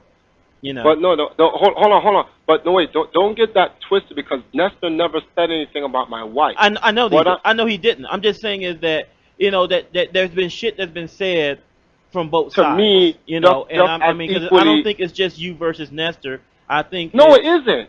I No, mean, that's why DS. I mean, that's I think why it's DSP you said versus what a he group said. of other people. I mean, so, you know, It's like me versus SRK, and unfortunately, Nestor's comment just made me snap, and of all that rage hit him. And like DSP just said, like, oh, you know, Nestor didn't deserve that. He probably deserved 1/10 of it. And I'm trying to explain to him, shit happens. Shit happens. To be very honest with you, shit happens. If DSP wants me to say, who did that rage, where did that rage, who's it really directed for? To be honest with you, it's directed to SRK in general, and for all the people that really hate me, for whatever their reasons are. To be very honest with you, that much I will say. I won't say that when I said it to Nestor, it was solely meant for him. And you know, it just, the frustration builds up over a period of time. For me, it took about 3 years. honestly, Like, good you shit. know, okay, I think that The same 3 years that Phil had to wait on Pro Jarrett to fuck up so he could get him, so the Gouty Viper could strike. May not be a good thing to hold all that in. both sides have said their piece. I think we should just leave it at that. All right. I really do. let's leave it at that. I mean, you guys have said your pieces over and over again. If the point has been made, and maybe down the line this shit can get squashed too.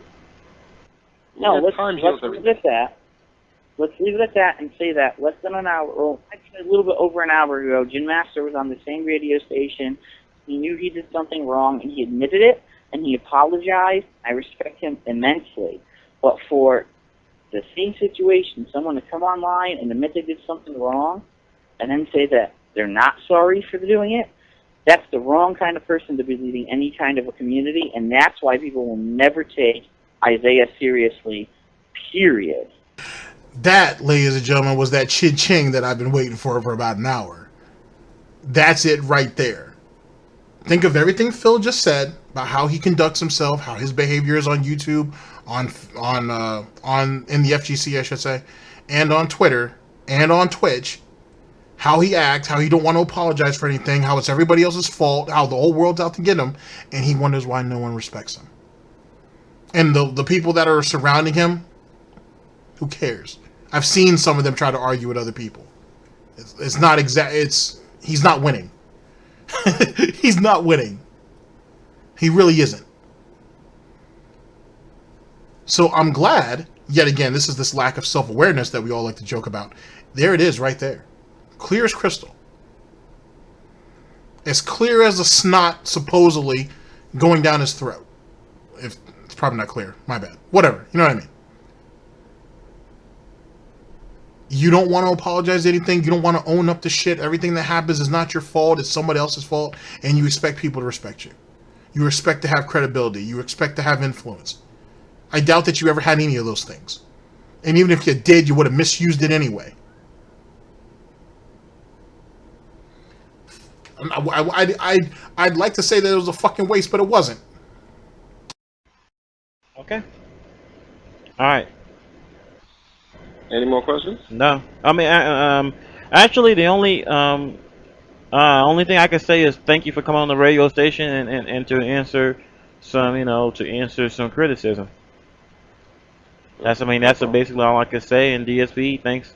Thanks for the good topic on it. I mean, this is another topic that's gotten a lot of talk about, and I think that both of you guys said your piece on it, and I think we should just leave it at that. Hey man, I'll leave it at that, but all I'm going to say is what I started with. Isaiah, you know the deal. You make another personal insult about myself, about Nestor, about anyone else I'm friends with, and you will be in trouble. And I'm not lying to you. You saw me at CPF, you fucking ran away from me, you played Super Turbo by yourself, you didn't say a word. You didn't say a word to me at Evolution. Just walk back. And you know you don't want to say a word because you're. I thought Triforce don't play fighting games though, but you saw him play Super Turbo. You must be sobering up. It's okay. I get you. I don't know what it's like to be a drunk, but I mean, moment of clarity, I suppose. Afraid that if you say something to me in real life, something's going to happen. Well, guess what? Something will fucking happen if you say some bullshit about me. So you learn your fucking lesson, you keep your dick between your legs like the little pussy you are, and you run your little faggot group of people. Because if you ever personally insult myself and Esther again, you're done. You fucking understand me? Okay, it's done. It's done. All right. Yo, you hear this? Oh, no, don't worry. I'm not gonna justify. I'm not gonna dignify his response with none of that. You don't have to dignify anything. I couldn't take none of that seriously. I'd laugh at that shit, which is what people did. No one ever took a threat from DarkSydePhil truly seriously. You know what I mean? He challenged people. That's one thing, but him making a threat. Jesus Christ. No one took that. I doubt no one took that any more serious as if he tried to raise his voice to Panda back in the day. I'm sure she fucking laughed that shit off too. I mean, look at him. He's just someone you don't take seriously. Jesus Christ, the proverbial squawking pig, or squealing pig, I should say. I'm just saying, you're hearing to this guy? This guy is threatening me on radio. Well, that's the second time he did it, actually. Everybody kind of skimmed over the first part. It's real great. That's some good shit, DSP. Good shit. But do you have any more questions? Because if you don't, I'm sure the guy would like to. I mean, as far as hey, dude, he's representing the FGC, bruh, and the East Coast. Apparently, that's how. I mean, you know, Phil said he has influence, so I guess that's how the East Coast got down. I guess that's how Bridgeport, Connecticut happened. I guess that's why that's all the killings and shootings happen over there. I suppose. I don't know. I'm just going by what he tells me. As far as that's concerned, yeah. I mean, we're through as far as the questions are concerned. All right. Cool. All right. See you guys later. All right, man. Take it easy. Thanks for coming on the radio. All right. Bye. Bunky, I apologize. I really do. You gonna wait till the guy leaves to apologize. Oh, so good. Okay. Let's go ahead and hear the boomer segment, I guess. I mean, it was a cool argument and debate until it started turning personal. I mean, because, you know. Speaking of which, what you're seeing there is hard Snorts gin and tonic, the best gin and tonic, by the way. I mean, preferably, ladies and gentlemen, we ask for you not to drink it with the cocktail straw, but for some people, it's a little too much.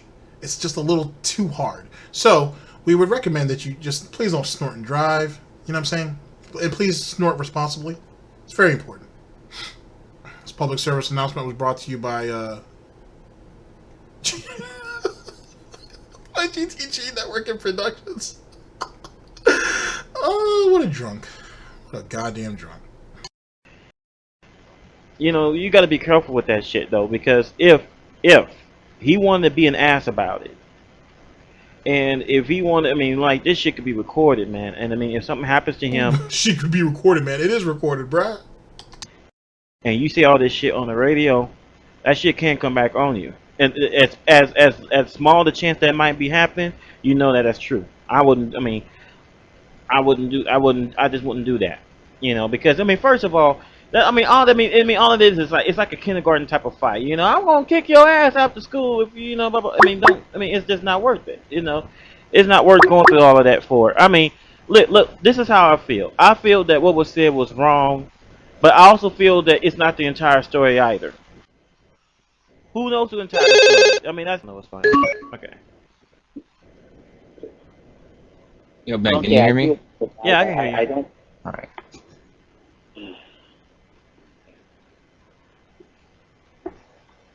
Bunky, I really don't mean to get like that. I'm sorry, man. It's just that people like that who think they can say whatever the fuck they want anywhere, they really piss me off. And he knows better to say shit about me, so he starts to talk shit about people who knows they can't. They won't defend themselves. Nestor is such a nice guy. He knows that Nestor won't go up to him in real life and fucking beat his ass for what he says.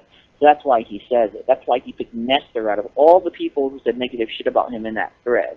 That's what really pisses me off. I understand that. I mean, don't get me wrong. I'm not saying that you're not, you know, that there's no justification. Wait a second, but wasn't it stated that Nestor came in after the fact and started talking? So the beef was all, well, so the initial beef, if you will, about the whole having an Empire Arcadia team, that was already squashed. And then allegedly Nestor came in after the fact and went ahead and gave his 2 cents. Alright.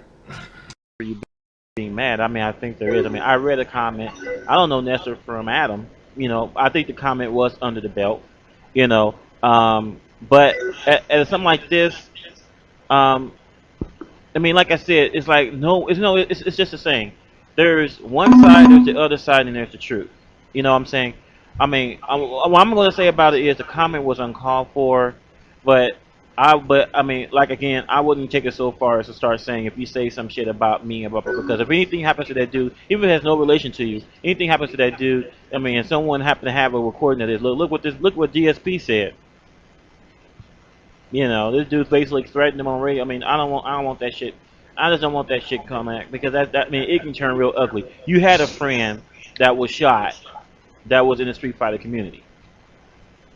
You know, not to say it's gonna go that far, but you know what? I know by the experience that shit can go that far, and it's not worth it. Over what? You know, not even a comment as bad as that one. That's not worth it. You know, it's better. You know what? Something like that. For some people, like he believes in karma. I don't believe in karma, but I do believe that you reap what you sow, and I do believe that when you pee on the electric fence, you eventually gonna get electrocuted. You know, so I do think that if he continues doing shit like that, then eventually there's gonna be consequences for that. You know, but don't put yourself in the middle of it. You know, I mean, I'm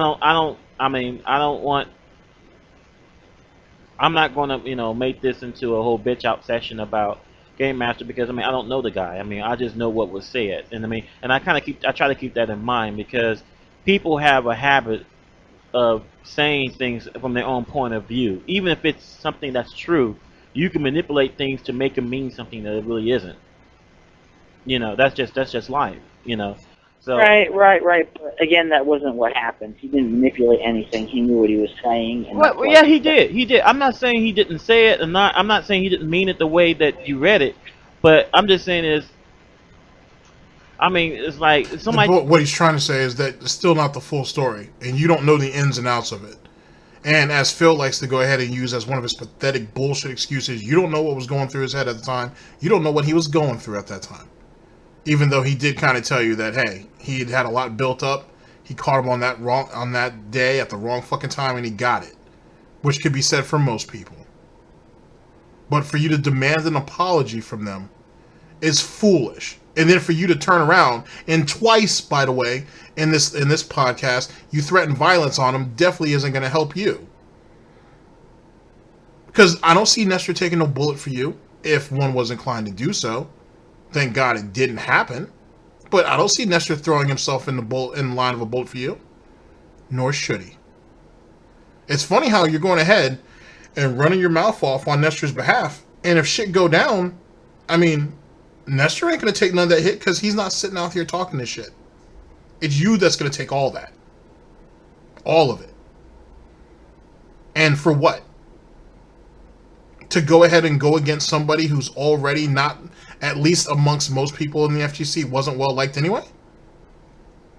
What's the point? The same point that you say about the Detractors now. Oh, why do you guys keep coming at me? I already know everybody hates me. Isn't that really the same thing? Whatever. I guess common sense isn't in the Burnell family, I suppose. But gout is, apparently. And greasy hair.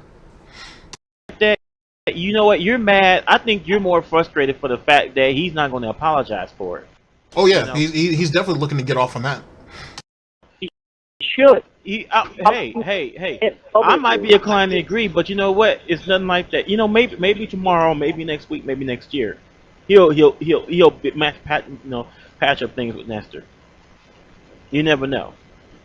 Because if I would have asked you yesterday, hey, you think you and Jim Master be cool? You probably say, probably not. But it happened. Me? I would say that. I mean, I don't know. You might say yes, we probably could, but what I'm saying is that you just never know. Bridges get burnt and rebuilt all the time, especially in the Street Fighter community. Isaiah is a double talker. He's like our president. He'll say in one sentence that something he did was wrong, and then in the next sentence he'll say, "Oh, but it was for the greater good, and I'm not sorry about it." That sounds like DSP to the T. Bullshit. If you do something wrong, you will apologize for it, and you will be held accountable for it. The president can't be held accountable because he rules our fucking country, but I'm sorry. Someone like TFGM should be held accountable.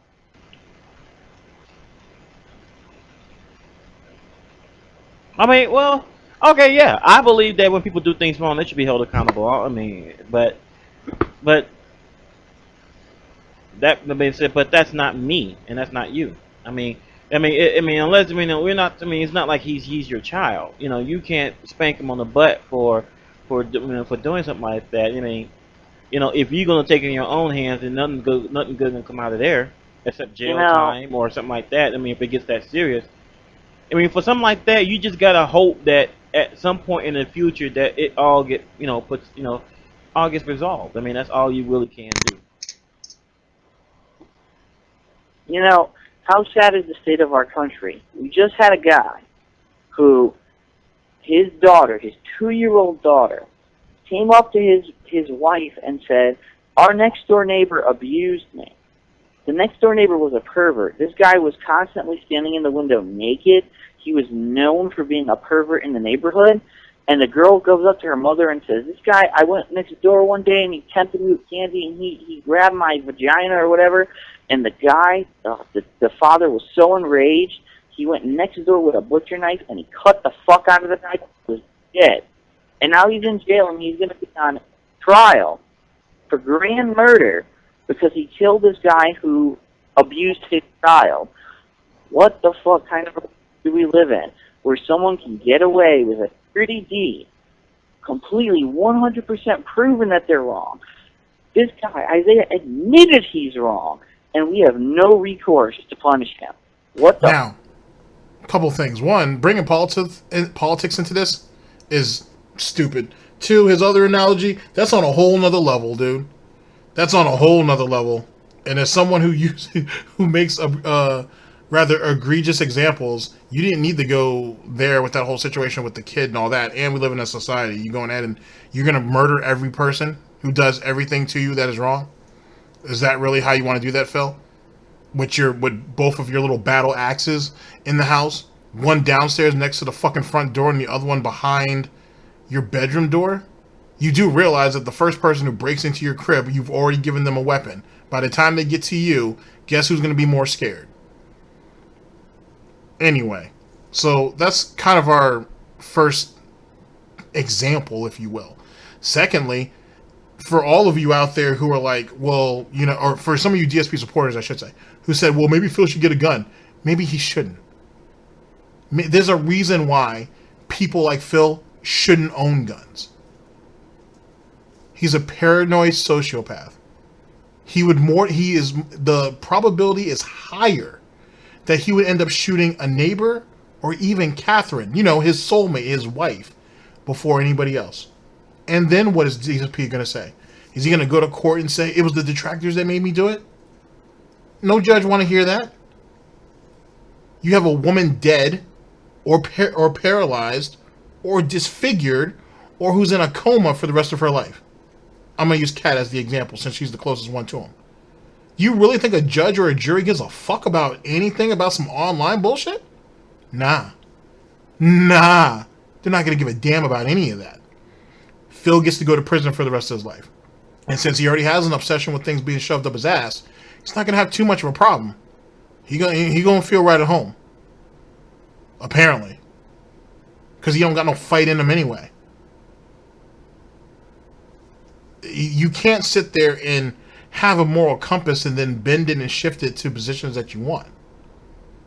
at the end of the day, this is over a video game. And now you want to start talking about politics, and you want to talk about when people had to take the law into their own hands. Not to say that they should have done that, but whatever.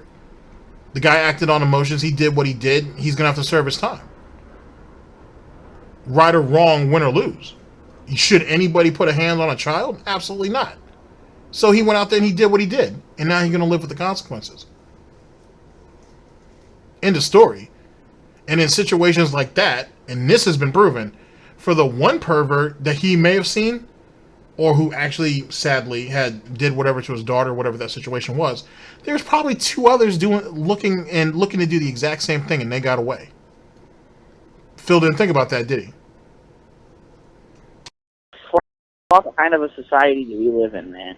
Because you know what you're talking about is vigilantism, and being vigilante justice may seem right at first, but as with anything, it can be abused, because that same father might decide that he want to kill that dude's entire family instead of just him. Yep. That's a good example. A better example is if he went in and killed that guy, right? Which I guess apparently he did. And then next thing you know, maybe that guy's wife's there. Maybe that guy's brother's there. Maybe that guy's adult son is there, let's say. And he's kind of already in the bloodlust. And he ain't looking at running because he's probably still mad because his blood's boiling. Who knows what happens next? It's not uncommon for let me give you guys another example. It's not uncommon for a home invasion that was merely supposed to go in and get something or steal whatever and get out, turn into a family being dead. And nothing being gained. That's happened quite a bit. There are quite a few people in jail or in prison for killing a whole fucking family because they weren't expecting anybody to be home, or they were only expecting one person to be home, and end up shooting somebody. Someone comes around the corner they weren't expecting, and they get shot too. That's not uncommon, sadly. But Phil feels that all the evildoers should be punished. Okay, that's practical. Instead of killing the but child. That also speaks to Phil's retaliation. Look at all the people that he's gone after for what he feels have done him wrong. Think about the people who he has deplatformed. And yet, some of you people who follow Phil, who are fans of him, think he should have a gun. That's real fucking smart. He'll burn the house down and kill everybody inside of it, and probably won't even feel bad about it. Yeah. So I mean, you can take anything too far. You know, I mean, like I said, anything can be abused, anything can be taken too far, and I mean, I've actually, you know, it's kind of funny you brought that up because I've had arguments about people who think that that punishment should be decided by, you know, the family of the victim or the family that's affected. You know, I mean, I've had arguments like that. So I don't know, man. And people online right now are comparing and saying, oh, you know, this is not the same situation and DSP is being ridiculous. In that case where the guy killed the next door neighbor did not outright admit he did wrong. In this case, Isaiah did admit he 100% did wrong. Whoa. Okay. I don't even want to really get into that. So, we have a neighbor who abused another neighbor's child. At the end of the day, he was going to get it however he was going to get it. Whether he admitted it, they end up taking his ass to jail, and then once he's sentenced and he goes to prison, I mean, people like that aren't looked highly upon. So, trust me, he would wish. I'm sure he's going to wish for death, given what would be waiting for him once his jacket gets circulated around the yard. So him admitting it, and then him doing it, the child telling her father as she should, and then him going over there and responding.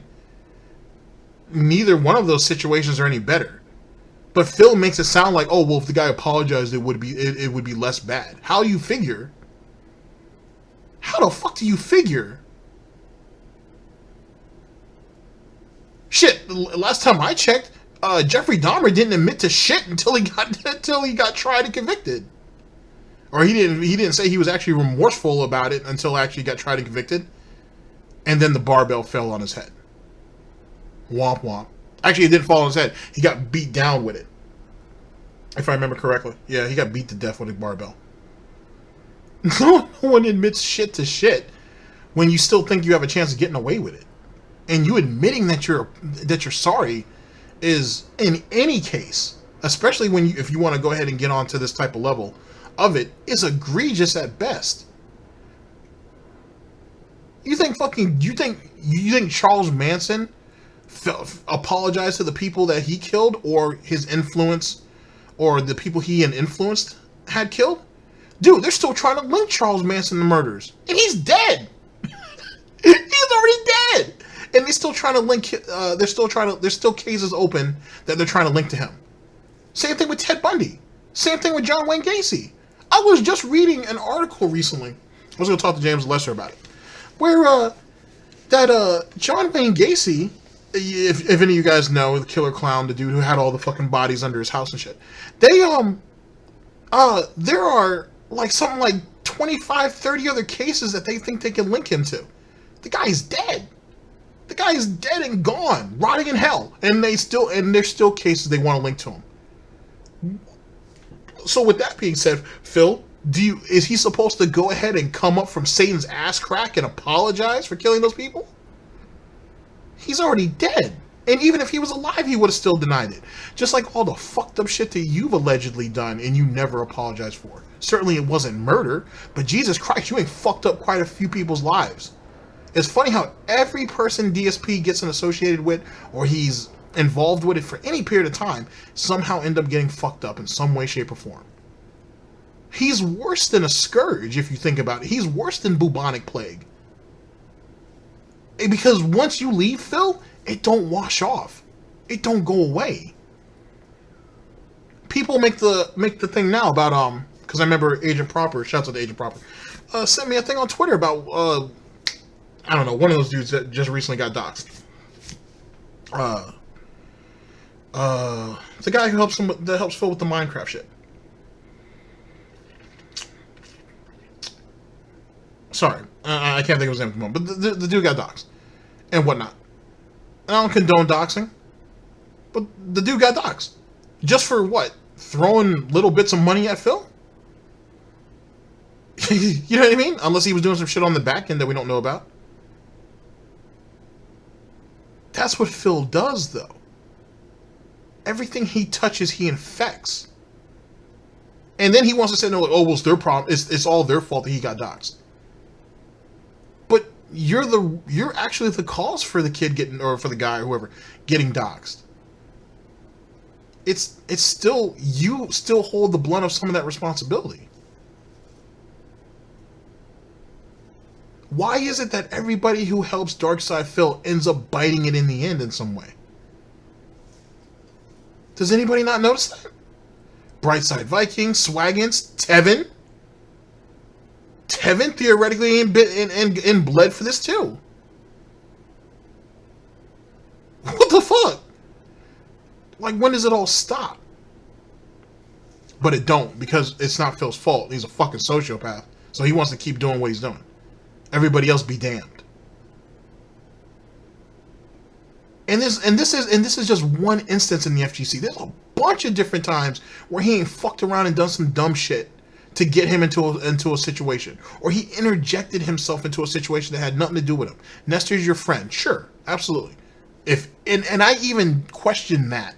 I really question if Nestor is really his friend, or if he was just another stepping stone like T. Carter was. Because the more I think about it, and I'm gonna be egregious when I say this, but the more I think about that whole thing with T. Carter, I think Phil was just using him.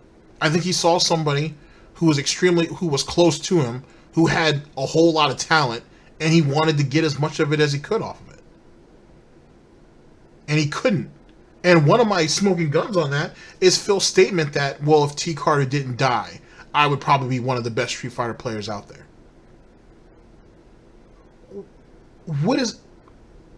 Who says that about a friend?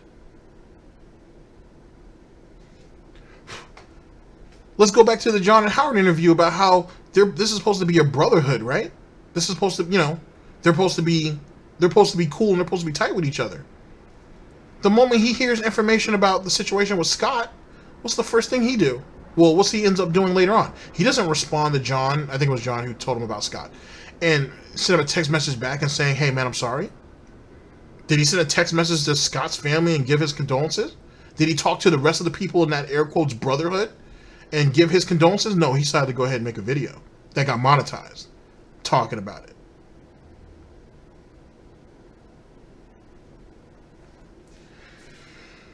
And we have no recourse. We have no way to make him pay. So that's what I'm really peeved about. We have someone who's no way to make him pay. So arrogant, thinks he's so important in a community where honestly no one gives a shit what he says. He thinks he can go around and say whatever he wants about anyone and he can get away scot-free, and that's bullshit. Well, at the same point, though, at the same point, it's just like with anything.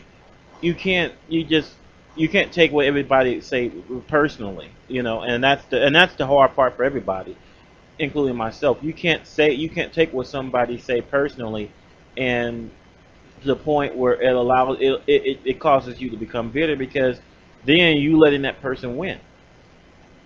You know, I mean, so far he made. Let's be honest. Triforce has been living rent free in Phil's head for a long ass time. I mean, I don't think this guy here knows the full history with him and with Triforce and DSP, but Triforce has been living in Phil's head rent free. Man, do I think his ash would be over a comment? No, I don't think so. I don't think so. Because you know what? It's not worth it. It really is not worth it. It's not worth getting him beat up and then somebody go to jail, or if something happens and he's permanently injured or dead, or the thing about he's married, probably got kids. We don't know. Phil don't give a fuck about none of that. You think Phil took any of that into consideration when he made those threats? No. He didn't take any consideration. He had 2 chances to go ahead and shape that shit up. He didn't take any consideration to any of that the first time around. What made you think he was going to do it the second time? Phil don't give a fuck about none of that. At all. Phil wanted immediate retribution. If he couldn't get off on hearing Triforce say that he apologized, he wanted immediate retribution on him. And he called for it, basically. There's no reasoning with people like that. I mean, it's just, like I'm saying, is when people take things in their own hands, take things into their own hands, shit normally gets out of control and stuff happening they did not intend on happening. But just like when the original wrong was done, it's irreversible. I think that for him, for the situation between you and Game Master, I think that, you know what, the thing about it is, unless I don't know how often you talk to Nestor, but if Nestor is not making a big deal out of it, then neither should you.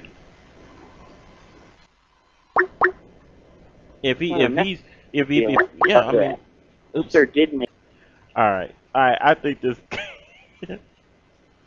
Anyway, his whole argument was that, Nestor already talked shit about Isaiah. But the thing is, though, Phil kind of already painted a picture about Nestor, saying that he's too weak and he wouldn't have been able to defend himself anyway because he's too nice. So, if you think about it, Phil had already painted his justification on why he was sticking up for Nestor, because he's basically making it out that Nestor's too weak to defend himself. Just saying. That's how one could take that. Whatever. Nestor did not talk personal shit about Isaiah. What he said was bullshit about a Marvel team tournament at the 2003 Evolution. That's a lot different than bringing out personal shit. But is that not still a stain on his character? That he got pushed out or he got screwed out of his position so Empire Arcadia could have their way? Is that not a knock against his character? Like you begging online every fucking day. If I call you a beggar because you actually did it, is that not a knock against your character? Is that not something personal? Is that not something that affects you and your business? As you've said so many times before. Just asking. Christian's argument is not valid. But my argument is different. My argument is this. If Nestor is not making a big deal out of it, why are you making a big deal? Because, again, and I've said this a million times, Nestor's my close personal friend, even outside of games, and he's not the kind of person to make us think about it. because he does not, he knows he's not going to get up in someone's face in real life. He knows he can't do that. But so he's weak, basically, is what you're saying. He can't do that. Nestor can't confront somebody about something that was said about him that was either outright lie or just something extremely personal that he's upset about. He can't confront somebody on that. As if when you confront someone, it doesn't necessarily have to turn into violence. Or it doesn't have to go that route. But Phil's literally saying the guy is too weak to do it. That's why I'm here. Holy shit. But here's the thing about it is, okay, given all that, what he just said, still, the point of the matter is, he's not making a big deal out of it. He's moved on. You got to move on too. Because there's nothing you can do about it. You can't force him to apologize. You cannot force him to see your point of view. And we're still exercising all this patience, still spoon-feeding Phil. Like he's like this baby piglet that's still suckling. We're still spoon-feeding him, basically. And instead of saying, you know what, you're a fuckboy for throwing yourself into a situation that had nothing to do with you. What is your real angle? What are you really trying to gain from it? Because it's obvious this dude is thinking what I'm thinking. But yet we still don't want to call him on it. We still want to spoon feed him in some way of what? Well, I can already answer that. They didn't want to see him get hurt. That's what really happened. They didn't want to see Phil get hurt. That's why this guy here, the interviewer, is still basically exercising an extreme amount of fucking patience. He's got my respect on that for sure. To spoon feed DarkSydePhil on this. Because he doesn't want to see Phil get hurt. He knows that situation is probably done with. Or those two guys, Nestor and Triforce will work that shit out behind the scenes. Because that's what fucking adults do. It's this little whiny child who still wants to make a big deal out of it. And guess who's stuck babysitting him? Triforce is gone. He's the interview's done. He's moved on. But he's still stuck here changing diapers and suckling to help this asshole out because Phil is that fucking dense. Because he's single-minded in everything he fucking does, and then when it comes out to be failure, it's everybody else's fault that he failed. This guy is literally trying to nip it in the butt now so Phil don't get himself hurt, especially after that West Coast nonsense. And yet Phil's still going to be a fucking idiot about it and talk about, I want retaliation. Someone needs to pay. You want to sit there and say, what you said was fucked up to Nestor because this is all just video games, some online bullshit, it don't mean nothing. But then you want to go ahead and have violence exercised on Triforce over what? Some personal shit that's not even that big to the person who it was even said to over some online video game shit. So because you feel that you have two reasons, that makes you justified to wish violence or to exercise violence or the threat of violence on somebody else. This is what people had to deal with back then. And getting up in his face about it and getting a physical altercation, that's not going to help either because you still ain't going to get an apology out of him. What is to stop Isaiah from doing the same thing to anyone else? Nothing. Nothing. You can't control what people say. I can't. What the fuck is this? He supposed to be Gout Man? Is this what this is? This is Gout. This is like an alternate universe, and he's supposed to be, I guess, like the retarded version of Batman. He's Gout Man. That's what this is. Everybody else is out here are evildoers, and they must pay. This is Gout Man, literally. Get the fuck out of here. Gout Man. This is fucking amazing. Man, I don't know. I salute a lot of these people for having the patience to deal with that shit. Jesus Christ, there are so many situations in the FTC where dudes got squashed for less. Well, in some situations, they got squashed for less, and yet people made time to do this shit for DarkSydePhil, so he didn't get hurt. Amazing. Can't. I mean, nobody can. So it's okay to let someone like him go ahead and say whatever they want about anyone. I didn't say it's okay. He's still not giving it up. He's still pig whistling. The Gout Man, the Gout symbol is literally in the sky, and he's waiting for somebody He's literally just trying to get this guy to agree with him. But he's literally trying to do... He's pig squealing right now.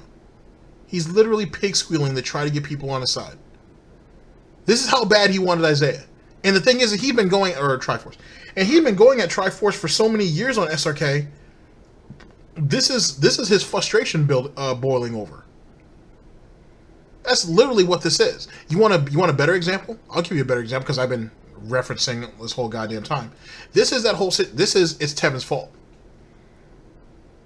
It's Tevin's fault. Before Tevin. He pissed off all these people. He angered a bunch of people behind the scenes, and something's gonna happen to him. And I'm not saying it's gonna be me. You know, I'm not saying I'm gonna do it, but you know, he needs to watch himself. That's what this is. That's what that same threat, because that's what it was, by the way. The same threat he threw at Tevin, October 31st of 2007, no, 2018. That was that failed Halloween stream. I think it was on the 31st. That's exactly what happened here. What was this, in 2013? 2012, 2013? Whenever? That's what this is. Yet again, showing a pattern. He felt that Tevin didn't belong on fucking Twitch, so he got him bumped off. Now it's like, well, he's crossed the line, he's overstepped the boundaries, and if something happens to him, it's not gonna have nothing to do with me. But there are people out there that are very, very upset with him, and he went too far. He went too far, and now he's gonna have to deal with the consequences. This is Tevin all over again. This is Tevin before Tevin. That's exactly what this is. Wow. The entire community. But it's not. I'm not saying it's okay, but you can't control what other people do, and you can't be the right arm of justice and think that you can punish people according to what you think is right and wrong. You can't do that. Nobody can. Not one person. I mean, that's just the whole thing. My point of it, it'd be a little bit different if Nestor was having a serious problem with it. But if he's moved on, you move on too. It's over. It's done. Because you know the thing about it is you really only hurting him by keeping it up. Yup. Because now you keep on bringing it up. Let the shit die. Because if you keep on bringing it up, all you're doing is hurting Nestor. Because people keep on hearing but this he shit. don't care about that. And I had already said this. I said this like an hour ago. He don't care about Nestor. Nestor's just the cause and the effect. He's just the cause, and now he's trying to run with it. And it's slipping. His moment is slipping, and he knows it. And that's why he was so desperate to try to get Triforce to apologize before he ended up fighting and logging off.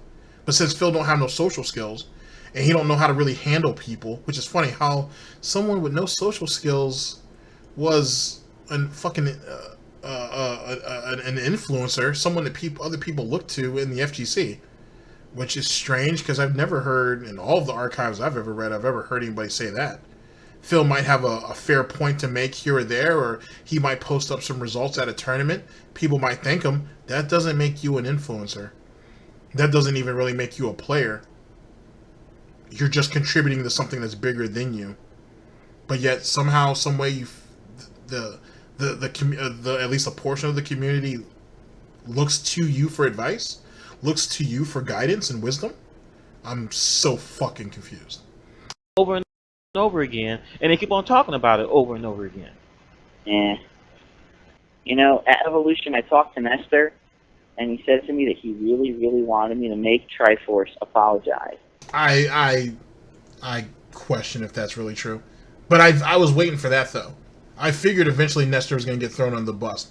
Which, yet again, that don't look good on Nestor. You had to go ahead and have another man fight your battle for you? I don't know. I don't know who Nestor is, but I feel like that's not... I feel like that don't sound right. But then again, Phil's already painted Nestor as being weak anyway. So, or at least he was weak. I don't know. I feel like that's something Nestor wouldn't do. I don't feel like that. That's something that Phil would do. Because we've seen Phil do it. Even though he doesn't talk about it, and even though he doesn't go online or go on the radio. You remember when Phil tried to go ahead and have all those videos taken down during the Escort Saga, if you guys wanted a reference. Talk about it. You know, shit does get to him. And at Evolution, I made it a point not to do that because someone really talked a lot of sense into me and told me if you do it at Evolution, you have a high chance of getting arrested, and it's not worth it. Wait. So Nestor came to you at Evo and told you, hey, I need you to go over there and get an apology from him because I didn't like what he said about me, and you need to, and about that person in general, and I need you to go ahead and handle this for me. Phil, being that it was in person, was like, nah, I can't do that. I can't do that.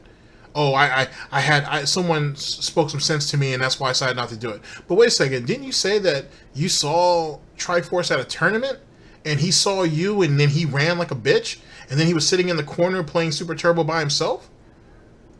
I thought all of that happened, though. Now, all of a sudden, Nestor commissions you to go off there and defend my lady's honor, and you decide not to do it because someone had to talk you out of it? I'm so very confused. I'm so confused on so many fronts. I very likely doubt Nestor even said... I'm going to just say X for doubt on that. I don't think Nestor commissioned you to go off and do that fight for him, because that makes Nestor look bad. And I damn sure don't think Triforce ran from you. Matter of fact, I think Triforce just said that he walked away, which is what he should have done. Because there ain't no reason to break your face if there's no need to. Especially with your arms. I don't see you doing a whole lot to anything, to be honest. Wow. I think tonight, even though he did not apologize, at least this radio show gave me the opportunity to show what kind of a person he really is, and that he does not care about others. He only cares about himself. He feels like he can say and do whatever he wants, and that's not the kind of person we want in charge of any kind of a community. Okay. So, you mean like your community, or like any other community that you've ever been with? Okay. Sure. That's a fair statement. This is just, you know what this is, ladies and gentlemen? This is his 4th place finish on Evo. Because Nestor allegedly, in air quotes, sent him out to get that apology. He failed. He failed at doing that. But he'll go ahead and take the fact that, oh, well, he said that what he said was wrong. So we can go ahead and get that. That's a win. Jesus. Fair statement. That's a fair statement, but again, you know what? The thing about it is, just let it die. And if Nestor was on here, I'd tell him the same thing, because you can't force him. You cannot force an apology out of anybody. And even if you could force an apology, it wouldn't be genuine. So what would be the point? No, it has to be a genuine apology, and he has to want to apologize. Yeah, and that's what you want out of him, but you're not going to get that. So it's like, it's time to move on. Yeah, it's time to move on and just screw it and move on. It's not something I should hang on forever. You're absolutely right. But just the fact that he was on the radio, and it was the first time that we had him in public talking about this, I felt like I had to bring it out, into the open. If he's on, he literally tried to publicly execute him. He literally tried to publicly execute him, and it didn't work. Maybe because the noose was never around his neck. Maybe because it was never a public execution. And now you look like some obsessed clown sitting there harping on some shit publicly that didn't even need to happen. This shouldn't exist. In the words of Tevin. Why does this exist? Again, I won't even bring it up because there's no point. We know he admitted wrong, and we know that he's not man enough to apologize for when he does. I thought we were going to let it go, but now we want to question people's manhood, despite the fact that whenever something he's done is thrown up in his face, at the present, it never happened. That's Detractor fucking memes. It's a lie. You misinterpreted what happened or whatnot. You don't know what the real situation is. Come up with every excuse in the world to make up for some dumb shit he ain't said. So why keep bringing up the point? You know what I mean? Mm-hmm. Yeah, from this day forward, just drop it and forget it. Let's go. Move on. No need to talk about it anymore, you know what I mean? Yo, are you outside? You're like breaking up. It sounds like there's cars driving by you. Yeah, I'm driving, man. What's up, my niggas? Oh, no. How's all the niggas? What is niggas that? and niggas. Jamaica, man. The niggas and niggas. DSP, Mr. Hate. Ben, Mr. Ben. Uncle Ben. And Rice. Uncle Ben, I like Rice. Yeah, I like that. Uncle Ben. Yeah, I like that. I've heard that so many times. I've heard that so many times. You know, let me tell you something. Right now, there's almost 50 people listening right now, so this definitely was something to tune into. And I don't think this was the worst night of radio. I think that if anything, this just shows that people like drama. That's one thing it shows, and that's the one thing you was right about. This people do love drama. Yeah, they like drama. But his whole YouTube career is on drama. The people who jumped in and did whatever they did, that just kind of ties to it. Which goes back to, yet again, what I've said. Phil's whole YouTube career was based on drama. All of it. It was funny, or it was entertaining, or it was profitable when that drama was directed towards somebody else. And he could make himself look good. All he did was take all that same pathetic behavior and went ahead and directed it towards YouTube. And it was alright for a little while. It kept the kiddies' attention, and then it just flopped. As one would expect. You know, but at the same time, though, I think that it's interesting because DSP, I think you brought one good point, and that is, you know, it's interesting. You solved one debate, you solved one beef, but another beef is still unresolved. But just like I said, any beef can be squashed. Build, you know, in the SRK community, bridges are burnt and rebuilt almost all the time. You know, and I mean, it just happens because the thing about it is, and it's something that I have a problem with. One thing about it is, I don't forgive easily. I get that from my mom.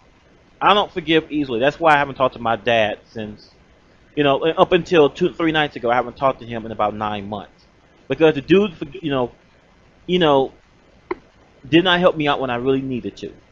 I needed someone to co-sign for my apartment so I can get my own place. He refused to do it. He refused to ask his wife about it. My stepmom. And for that, I was severely pissed. And even now, I'm still just a little bit pissed about it. A little bit because I got my own place anyway. Even though that is in jeopardy. But still, that's besides the point. It's just, but at the same time though, I realized that anger like that, all that does is, you know, he ain't angry about it because I mean he didn't sound like he was really sorry. Because you know, part of people being angry is they hope that. So then why are you still holding on to it? You're strong. You were stronger by doing it on your own, without his help. I'm not going to speak on this man's father or whatnot, but if he didn't give a shit, which is what this guy makes it sound like, then who gives a fuck? You were strong enough then that you proved that you were strong enough of character and you had resources and you did it on your own. So you're a better man for it. So what's being mad at him for? Especially since he don't care. Being mad at him don't mean anything. You wasting energy. The same type of energy that you say DSP is wasting on this situation. I'm just throwing that out there. He's a better man for not having his father's help on that. He wouldn't co-sign because your stepmom basically runs everything in that house apparently, and you went ahead and you pulled your resources together and you found out a way to get it done. Enough said. They keep a grudge, they can make the person remorseful about it, but that doesn't really make it. That really doesn't make sense. It doesn't happen that way. Anger doesn't solve anything. Huh? Doesn't solve anything, but it's good to be angry. I mean, it's good to be angry because emotional and angry, you know, vent, whatever. Because I mean, but my anger is because I don't think my father has changed. You know, like I told people all the time. You know, I mean, it's kind of funny. You know, you guys know more about my personal life than some of the people I worked with. You know, every day. I mean, but you know, I honestly thought that he changed, and he really hasn't changed. It shit has to be done his way, and I still believe that to be the case. And it's kind of hard for me to wrap my head around that and still be you know a nice good son to him. I mean, it's kind of hard for me to do both of that because the dude is selfish. The dude only wants to get, you know, only does shit when it's in his benefit. That sounds a lot like DSP, and the fact that he don't see that surprises me. An undeniable fact because I can tell you 50 different instances where it has happened that way. I guess his attitude is if it doesn't help him, and it doesn't benefit him, then fuck it, right? Who cares about other people? I mean, you know what? Yeah. You know, well, it's Yeah. even more than There's that. people like that, though. Right, but see, the thing about it is, usually when people are selfish like that, usually they're not selfish to the point where they will let their youngest child almost freeze to death. You know what I'm saying? Yeah. That's my whole point, is because, see, I told him that. He's like, oh, I didn't know things were that bad. He's like, whose fault is that? And I said, and how can you not know? You saw what happened in that house. I didn't see you trying to, try to take me, maybe, make some arrangements for me to go somewhere warm. He didn't. It's like you was all gallywhacking and fucking people. I mean, like I said, dude, it's like, is there a time when you don't think about fucking? It's like, seriously. I'm like, I can name 20. There goes that pig chuckle again. People that I know you have hit it. Every female that I've seen you with, I know for a fact that you hit it. You slept with people in your own church. Upstanding members of the congregation, you slept with them too. And he was an elder / deacon in the church. I mean, I'm just saying, it goes on and on and on. But the problem is, the dude, that's how he is. Who said sex and church don't go together? I'll just say this. I'll just say this. I'll just say this. When I was a kid, okay, when I was younger, I was so much younger. I used to go to church with my grandmother. And my grandmother used to always say, the ladies in the choir, the one that you hear singing the loudest on Sunday morning was the one who was screaming the loudest Saturday night. And I'm gonna leave it at that. And my grandmother's never been wrong. And it never been wrong. And like I said, I don't know whoever said that church and sex don't mix, but might need to check your history on that one. He don't give a shit unless it benefits him. He don't care, and that's life. So your dad is who? Like Triforce? No. Triforce is nothing like my dad. That's me. Oh, okay. I don't see Triforce. That doesn't despite what Triforce, said or whatnot, I don't see him doing what my dad did. I don't see him doing that. I don't think he would do some of the shit that I don't think he does. I mean, yeah. And Triforce, he's going to be selfish until one of two things happens. Either he's so selfish that someone close to him gets hurt, or he's so selfish that someone walks up to him and literally slaps the fuck out of him in real life. And the question is... So now we've evolved from violence... Sorry. Now we've evolved from violence being done on Triforce to now violence needs to come upon someone that Triforce knows. Someone close to Triforce. That's what this guy has formulated in the last few minutes. And all that patience that was exercised on him, he's still not happy. So it's like, if Triforce isn't gonna convert, you know what I'm saying? If he's not gonna conform, then someone next to him needs to get hurt, and maybe that'll make him do it. Are you fucking insane?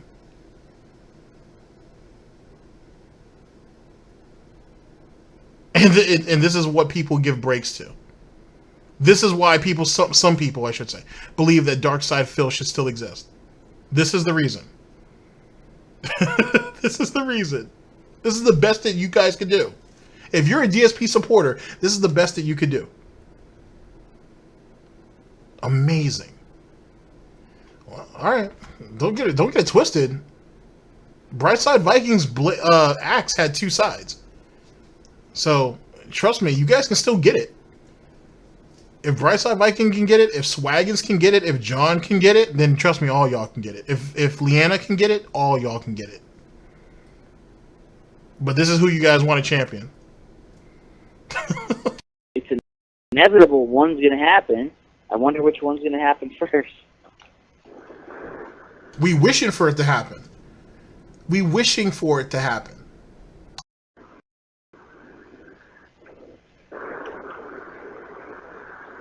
well, violence breaks out of that. Somebody's going to jail.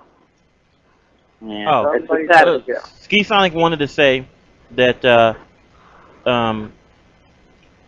that he has no affiliation with Empire whatsoever. He's a neutral party that was calling how he see it. He's not a big. Of course. All right. So I mean, he That's wanted that said. He's not Empire. He's not defending Empire. He doesn't want to be Empire, and he's not even friend with Triforce Game Master. But he just called based on what he saw tonight on the radio. He wanted that to be said. And that's why with one sentence, his argument, and I don't even remember what his argument was. Yeah, because you weren't listening to it, because you're probably drunk. So, yeah, thanks for acknowledging what, up to this point, if you've been listening this far, God bless you, by the way, you already know that, you already know that he wasn't listening to anything Triforce was saying. All he wanted was that apology. And then he would have been out of here. That's all he came into this looking for. And didn't get it, and now he's being the proverbial whiny little bitch, mad about the fact that he didn't get his Wolverine action figure, that he got coal in his fucking stocking, he started to cry in front of his family, bitch made, and now he's mad because he didn't get his apology. I think his argument was that you can't. He said that you saying that he made a personal attack on Nestor, but you're doing the same thing to him by threatening him to beat him up. That's what he was trying to say. Which he has a point. Yeah, threatening not cool either. Actually, if he wanted to, Triforce can actually call the police and have him arrest you right now because you threatened him on the radio. He can have me arrested. What he can do is he can have a restraining order put against me where I can't go near him for selling. So, but it's still considered a terrorist threat, saying that you're gonna beat his ass and all that. But my point about it is, he could. If anything happens to Phil talking about restraining orders. Is that what you've done, Phil? Have you put restraining orders on people? Do you have a restraining order on Tevin? I'd laugh my ass off if that was the case. Is that what that was? You threatened violence to somebody on the radio. If someone called the cops and was like, hey, there's a guy on the radio that's threatening violence, they're going to just come and get you. There ain't going to be no restraining order. They're going to come and get you. You don't threaten people like that. You especially don't do it live. It's funny how Mr. I Know Everything knows nothing. Or knows barely anything. him. If anything happens to him, if even it has nothing to do with you, if he slips and falls and busts his head, but looks like someone hit him in the head, I mean, if they go back, well, that can come back to you. That's my whole point. It's like weird shit that's like that has happened before, Yeah, let me give you another example of that, or a close example, I should say, is the situation between Monday Matt and Keemstar. When Monday Matt he was swatted. I mean, he was definitely swatted, but now people wonder, and it should be said, if he actually swatted himself. Because trust me, I wouldn't be surprised. He's not above all that. Anyway, he blamed Keemstar for all that shit, right? When he got swatted or whatnot, because they were like, well, who did you have problems with, so on and so forth. Next thing you know, the FBI came to his door. You know what I mean? The feds showed up. So, they're not going to just put a restraining order on you. You know what I mean? Especially if something actually happened to Triforce. Then that's definitely different. Say, the words, if you say those words, that's it. Terrorist threat. Go to jail. Felony. Let him slip and They'll probably drop it down to a misdemeanor, but it's still, you can't just openly say stuff like that. You're going to threaten someone, you're going to beat someone up, or you're going to kill them or whatever. Dude, I blatantly, on the radio, the only time that I would do something is if he had said something ridiculously, personally insulting to me. There's no proof that he has. If he falls and busts his head, I would love to see him try to sue me. Best Buy tried to sue me three times. Their money back. Try to sue you? What the fuck they sue you for? Just get you arrested. That'll cost you more money in the long run. Try to sue me. Wow. Failed, and they're a multi-billion-dollar corporation. So I would love to see his guy try to fucking sue me and get anything out of me. But my point is, people are always going to insult each other, though. I mean, that's part of life. You're saying that you're willing, that you're going to beat him up if he says something bad about you. I mean, that's what it boils down to. If that's the case, I mean, that's kind a whole like lot of fights because people are going to say shit regardless. And people talk shit all the time. I mean, everyone that's gets not worth shit it. talked on. You know what I mean? What Nestor needs to do, I guess, maybe is be strong or something. Don't let shit affect him. No, let's be honest. Yeah, you see that? if the way Phil has painted Nestor throughout this whole interview would give one the implication that he's weak. And that's why, and you heard Dude say the same, well, you basically heard him say, hey, Nestor needs to be stronger than if that's the case. Because apparently, these guys don't know Nestor. You know what I'm saying? So it seems. So they can only go off of whatever description Phil has given of him. And it hasn't been a very generous, if not flattering, depiction of him. You make him sound like he's weak. And that's Phil's fault. So, yet again, what person would throw their friend under the bus to make a point? Oh, that's a DarkSydePhil trope. That's what he does.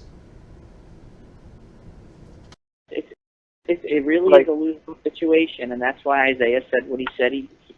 Why he did that. He knew he could get away with it, and there's no way that there'll ever be repercussions for what he said.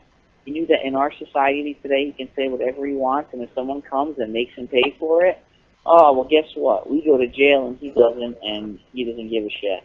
That's why he said it. He's the lowest form of fucking life. He's the biggest pussy on the planet, and that's why he did it.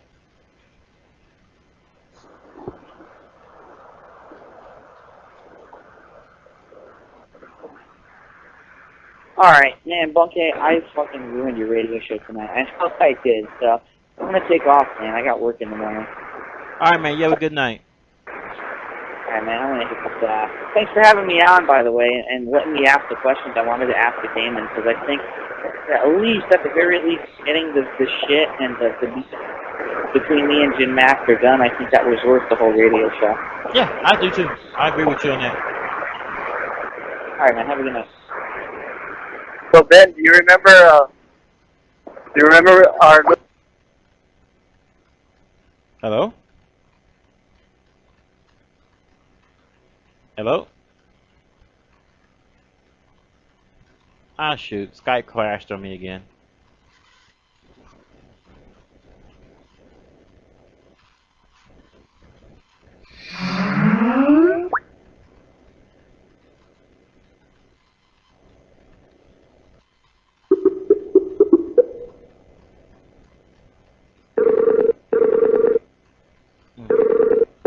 Nope, I forgot. I gotta dial his number. Hold on.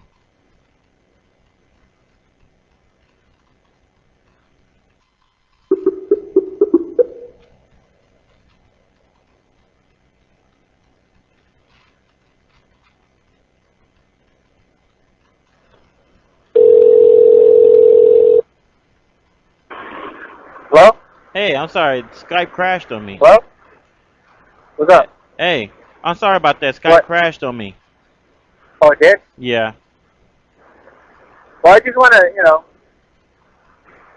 when people attack people, that's not the normal part of life, dude. Just like, how people attack me with, studio traffic. It's just something you just, take in and then you move on. Nestor, I don't know what the deal is with them or what the insult was, but this shit, they just need to move on. There's no need for, forcing an apology out of someone. I mean, I'm sure everyone remembered Watson and Triforce, right? I was there between Triforce and Watson when they talked about, an apology. Like Triforce didn't apologize. So, Watson and him, I guess they're not cool anymore or whatnot, but they both moved on. There's no need to dwell on this anymore. DSP, he needs to stop about the threat, because if he wants to go to jail, man, he can go to jail for it. Even if you say, oh, man, you know what, you better fucking not do shit to me or I'm going to kill you or whatnot. If you say kill or whatever, that's it, you go to jail. That's true. That's true. It can't go that far, and I mean, oh man. But at least it hasn't been a boring night. Yeah, I'm really happy that you got a lot of listeners tonight, wanting to listen to what's going on. Cool. But remember, before I hung up with you, when I was telling you about me, Alex, and his girlfriend and Sung Lee was in the room, and we were just chilling, and I just whipped it out like crazy. Yeah. Remember that? Yeah. I'm known for whipping it out because I'm not afraid. I think Watson's seen it too one time. It was at a tournament. I just went boom. Everyone like turned around and Watson's all like, "Hey, Doug, how come you're you're not like circumcised?" Besides, but anyways, sometimes you gotta have some serious topics. Watson said that to me like weeks later. He's like, "Hey, dude, I remember that shit." I was like, "Hey, he's not circumcised." That's what he said to me. I was like, "Oh, okay, so you actually got a good look at it. That's cool."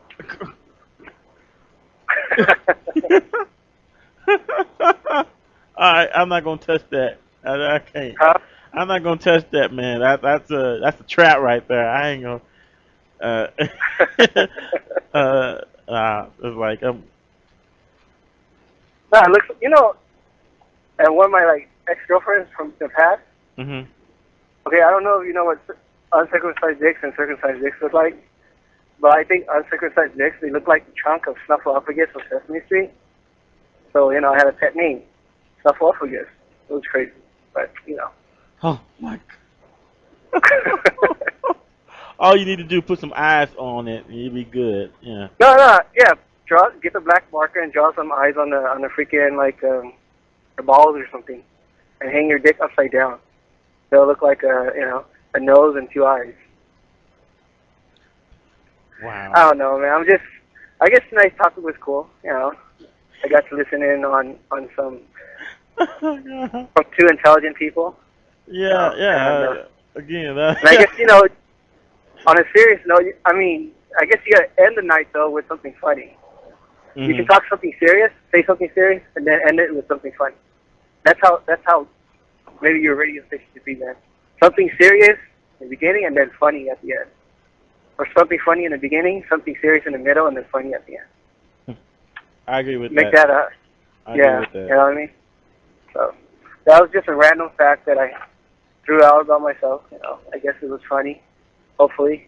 And I'm about to go to McDonald's and get some food, and then head on home and want some help, like some nip tuck, and then call it a night. All right, man. All right? All We'll right. talk again, Ben. All right. I'll talk to you later. All right. Later, man. All right, bye-bye. Bye. Well. Well, if anyone has anything to say, the number is 425-738-6216. Or if you got Skype, and it's free if you don't have it already, and you got a microphone or headset, you can message me at Bunkeye1, B as in boy, UNKEI 1. If not, I think we're done for tonight on the radio. If you wonder if I taped this all, yes, I did, and it will be up by tomorrow morning. All right, people. So I'll just wait here a few minutes just in case someone wants to call in. If not, I think it is about done. It is about a wrap.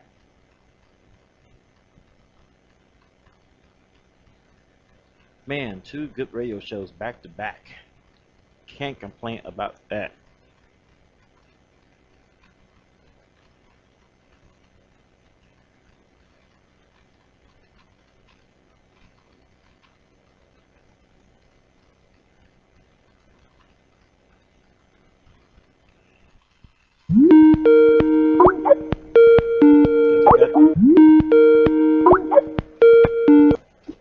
Kai.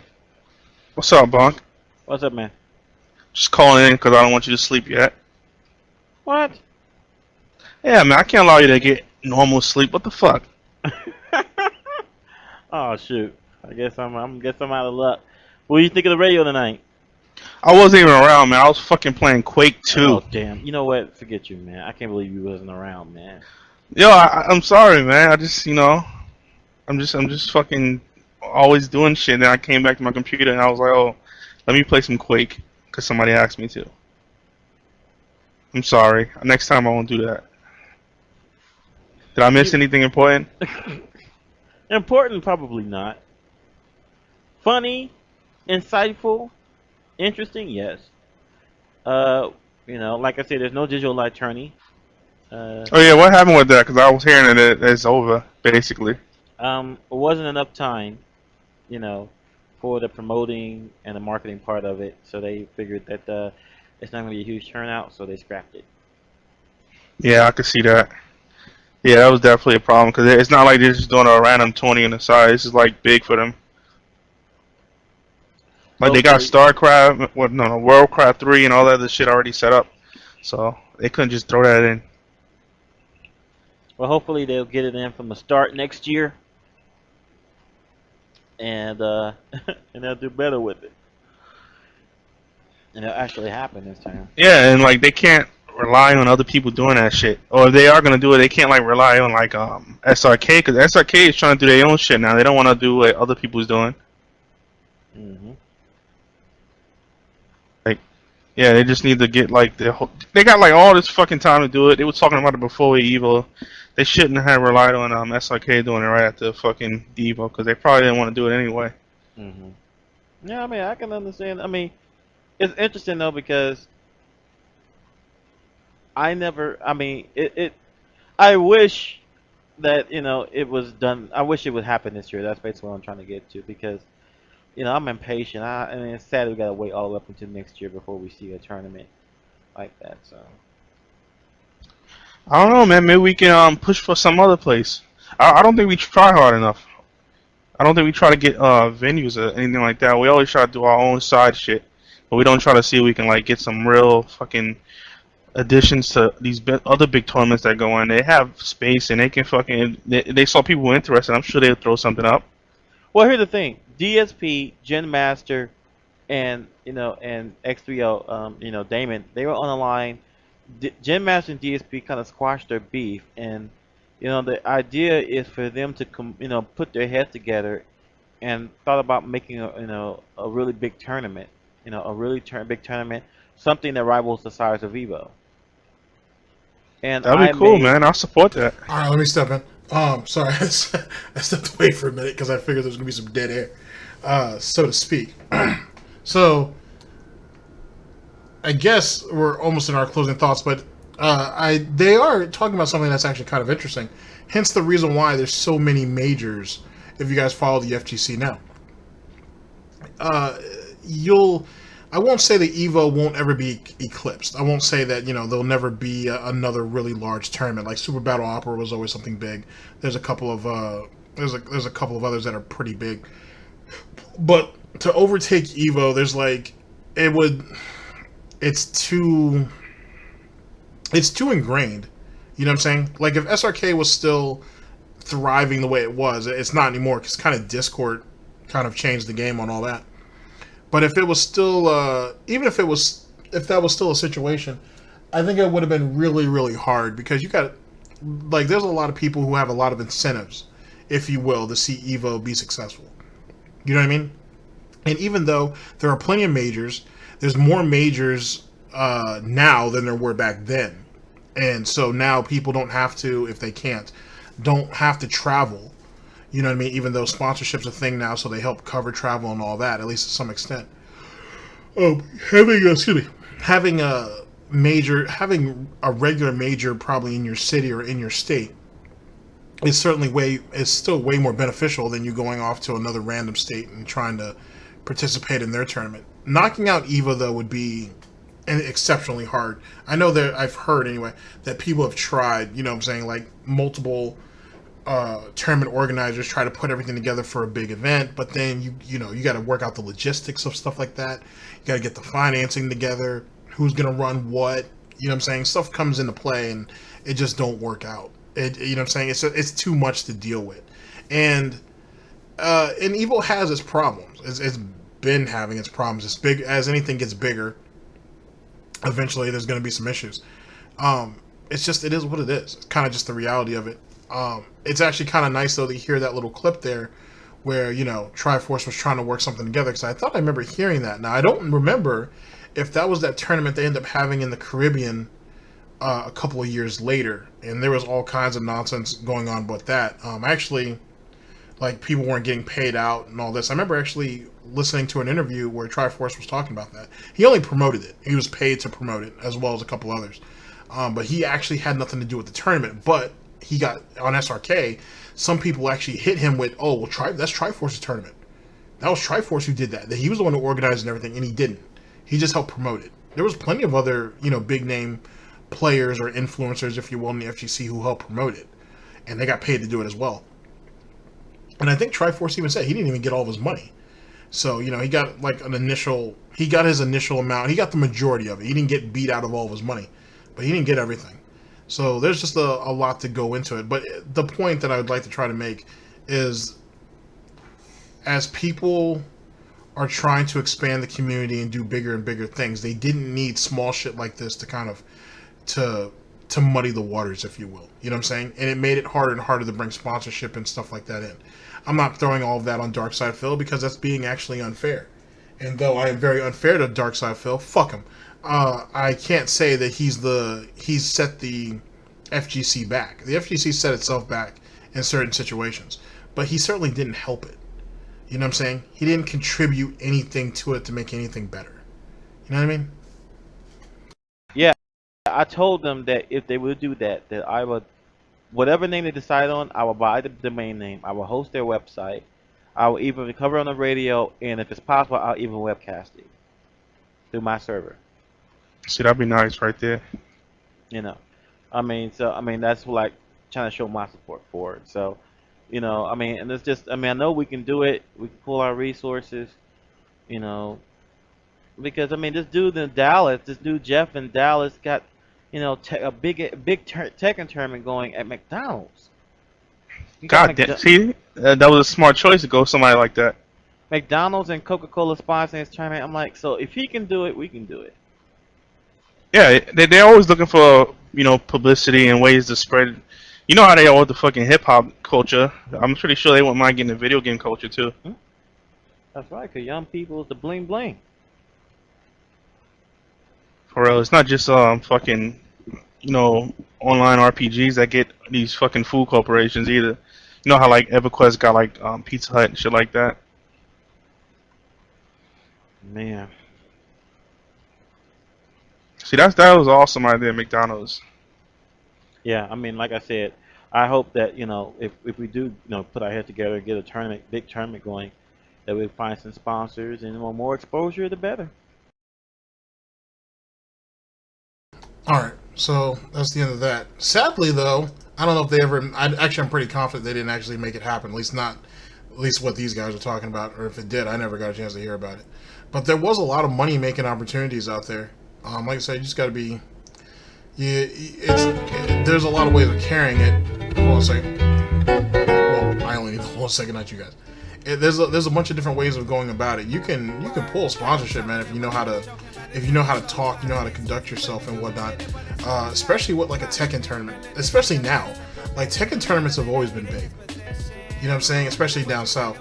Tekken tournaments are always going to be big tournaments and whatnot. So hosting a Tekken tournament at a McDonald's and having Coca-Cola and McDonald's being down with it, why not?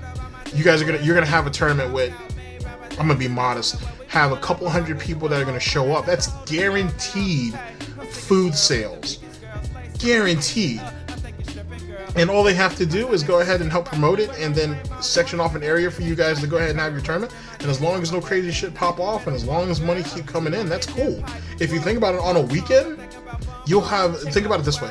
If you have the tournament on a weekend, I assume it's a one-day tournament, but maybe, let's say if it was a 2. But it could have been a 2 for, I should say, but let's say it was a one-day tournament. Okay, so now, not only do you have all these guaranteed people coming in for the tournament that are going to buy food, that are going to buy drink, it's going to kind of increase the atmosphere, if you will, or it's going to amplify, I should say, the atmosphere of the actual restaurant itself. Then you have other regular customers coming in and being like, oh shit, what's that over there? Oh, they're holding some type of video game tournament. Oh, where? Oh, okay, well, yo, let me get some food and whatnot, and I'm gonna go over there and check that out. So now you got the crowd building. And then just by word of mouth and whatnot, yo, man, I'm over here at this place, I'm checking this tournament out at this McDonald's. You might want to check this out. And it kind of builds it on its own, but you have to be willing to take that risk. You know what I mean? And you got to be somewhat business savvy. I'm not saying you have to go to school for business, because look at what that did for Phil Burnell, DSP DarkSydePhil. But you just got to be a little bit savvy with it. And when you see YouTubers do that shit all the time, you know what I'm saying? You can go out there and you reach. Everybody thinks that if you want sponsorship, you have to be a big channel to do it. Reach out to different type of people, and you'd be surprised where you go with it if that is something that you're inclined to doing. Obviously, you kind of need some viewership to back that up, but it's amazing what you can make happen. And it was nice to kind of hear that ingenuity was there. Haven't seen a lot of that lately though, but it's nice to know that some of it was still there, at least some of the idea. But then again, there's probably a lot of shit going on behind the scenes that you just don't get a chance to see, or you don't get a chance to hear about. But it is what it is. Anyway, as it pertains to the interview as a whole, I think if this right here wasn't an amazing example of who DarkSydePhil is from his FGC days, and how a lot of that translated to YouTube and now where we're at with Twitch, I don't know what to tell you. It's all there. I've always told you guys that, at least in my opinion, that his past is the roadmap to his future. It's to where we're at right now. It's all here. It's all here. You don't have to pluck you don't have to constantly poke and prod to see if the pig's ready. Trust me, he's ready. And he's been ready. You know what I'm saying? He's been ready. Why do you think he's had so many detractors? And why do you think the OG detractors went ahead and just passed him along to anybody else who was willing to pick it up? Because there's always going to be dumb shit. Don't be wrong. I know right around now, especially since we're around the holidays, things are probably going to get slow. It's probably going to get boring. But his past is a gold mine. It's the Kimberly Diamond mines all fucking day. You know what I mean? For sure. It's ridiculous what you can find if you want to go out and look for it. You know? So that's what I think about that. I think the thing with Triforce, it was targeted. I think he did it because he was hoping to get clout off of it, as always, and that he just has a personal animosity against Triforce. I think he sees somebody, and this let's move past Triforce's skin color for a minute. I think what it comes down to is he sees somebody who's out there making moves, and he feels that, oh, I could do that, I could do it better, but he's too lazy to do it, or he's scared of failing. And he looks at Triforce, he looks at everything Triforce goes through, and he doesn't want the mess. He wants he wants the glitz and the glamour, if you will, but he doesn't want the mess that goes along with it. On top of that, there's a lot of people, popular people, who had some shots to take at Triforce, and Phil just jumped onto that bandwagon. Mob mentality, if you will. He's a hypocrite in every sense of the word, because everything that he said that's ever happened to him, to some degree, he's done to somebody else. It is what it is. And like I said, a lot of what you see or what you heard in this, he's done that later on in life. And he's done it to other people in life. So he's up here trying to frontline for Nestor, but some of the shit that he ain't did, that he criticized Triforce for, he ended up doing it later on down the line himself. So how much did he really give a fuck about Nestor? How much did he really give a shit about that situation outside of what it could personally benefit him? So that is the hypocrisy, ladies and gentlemen, of DarkSydePhil. It is what it is. Someone like that doesn't change. They can't change. To be honest, he'll be and this whole concept, by the way, because some people have hit us up in the DMs on Twitter, and they're like, would you really be happy if DarkSydePhil's homeless? He's never going to be homeless.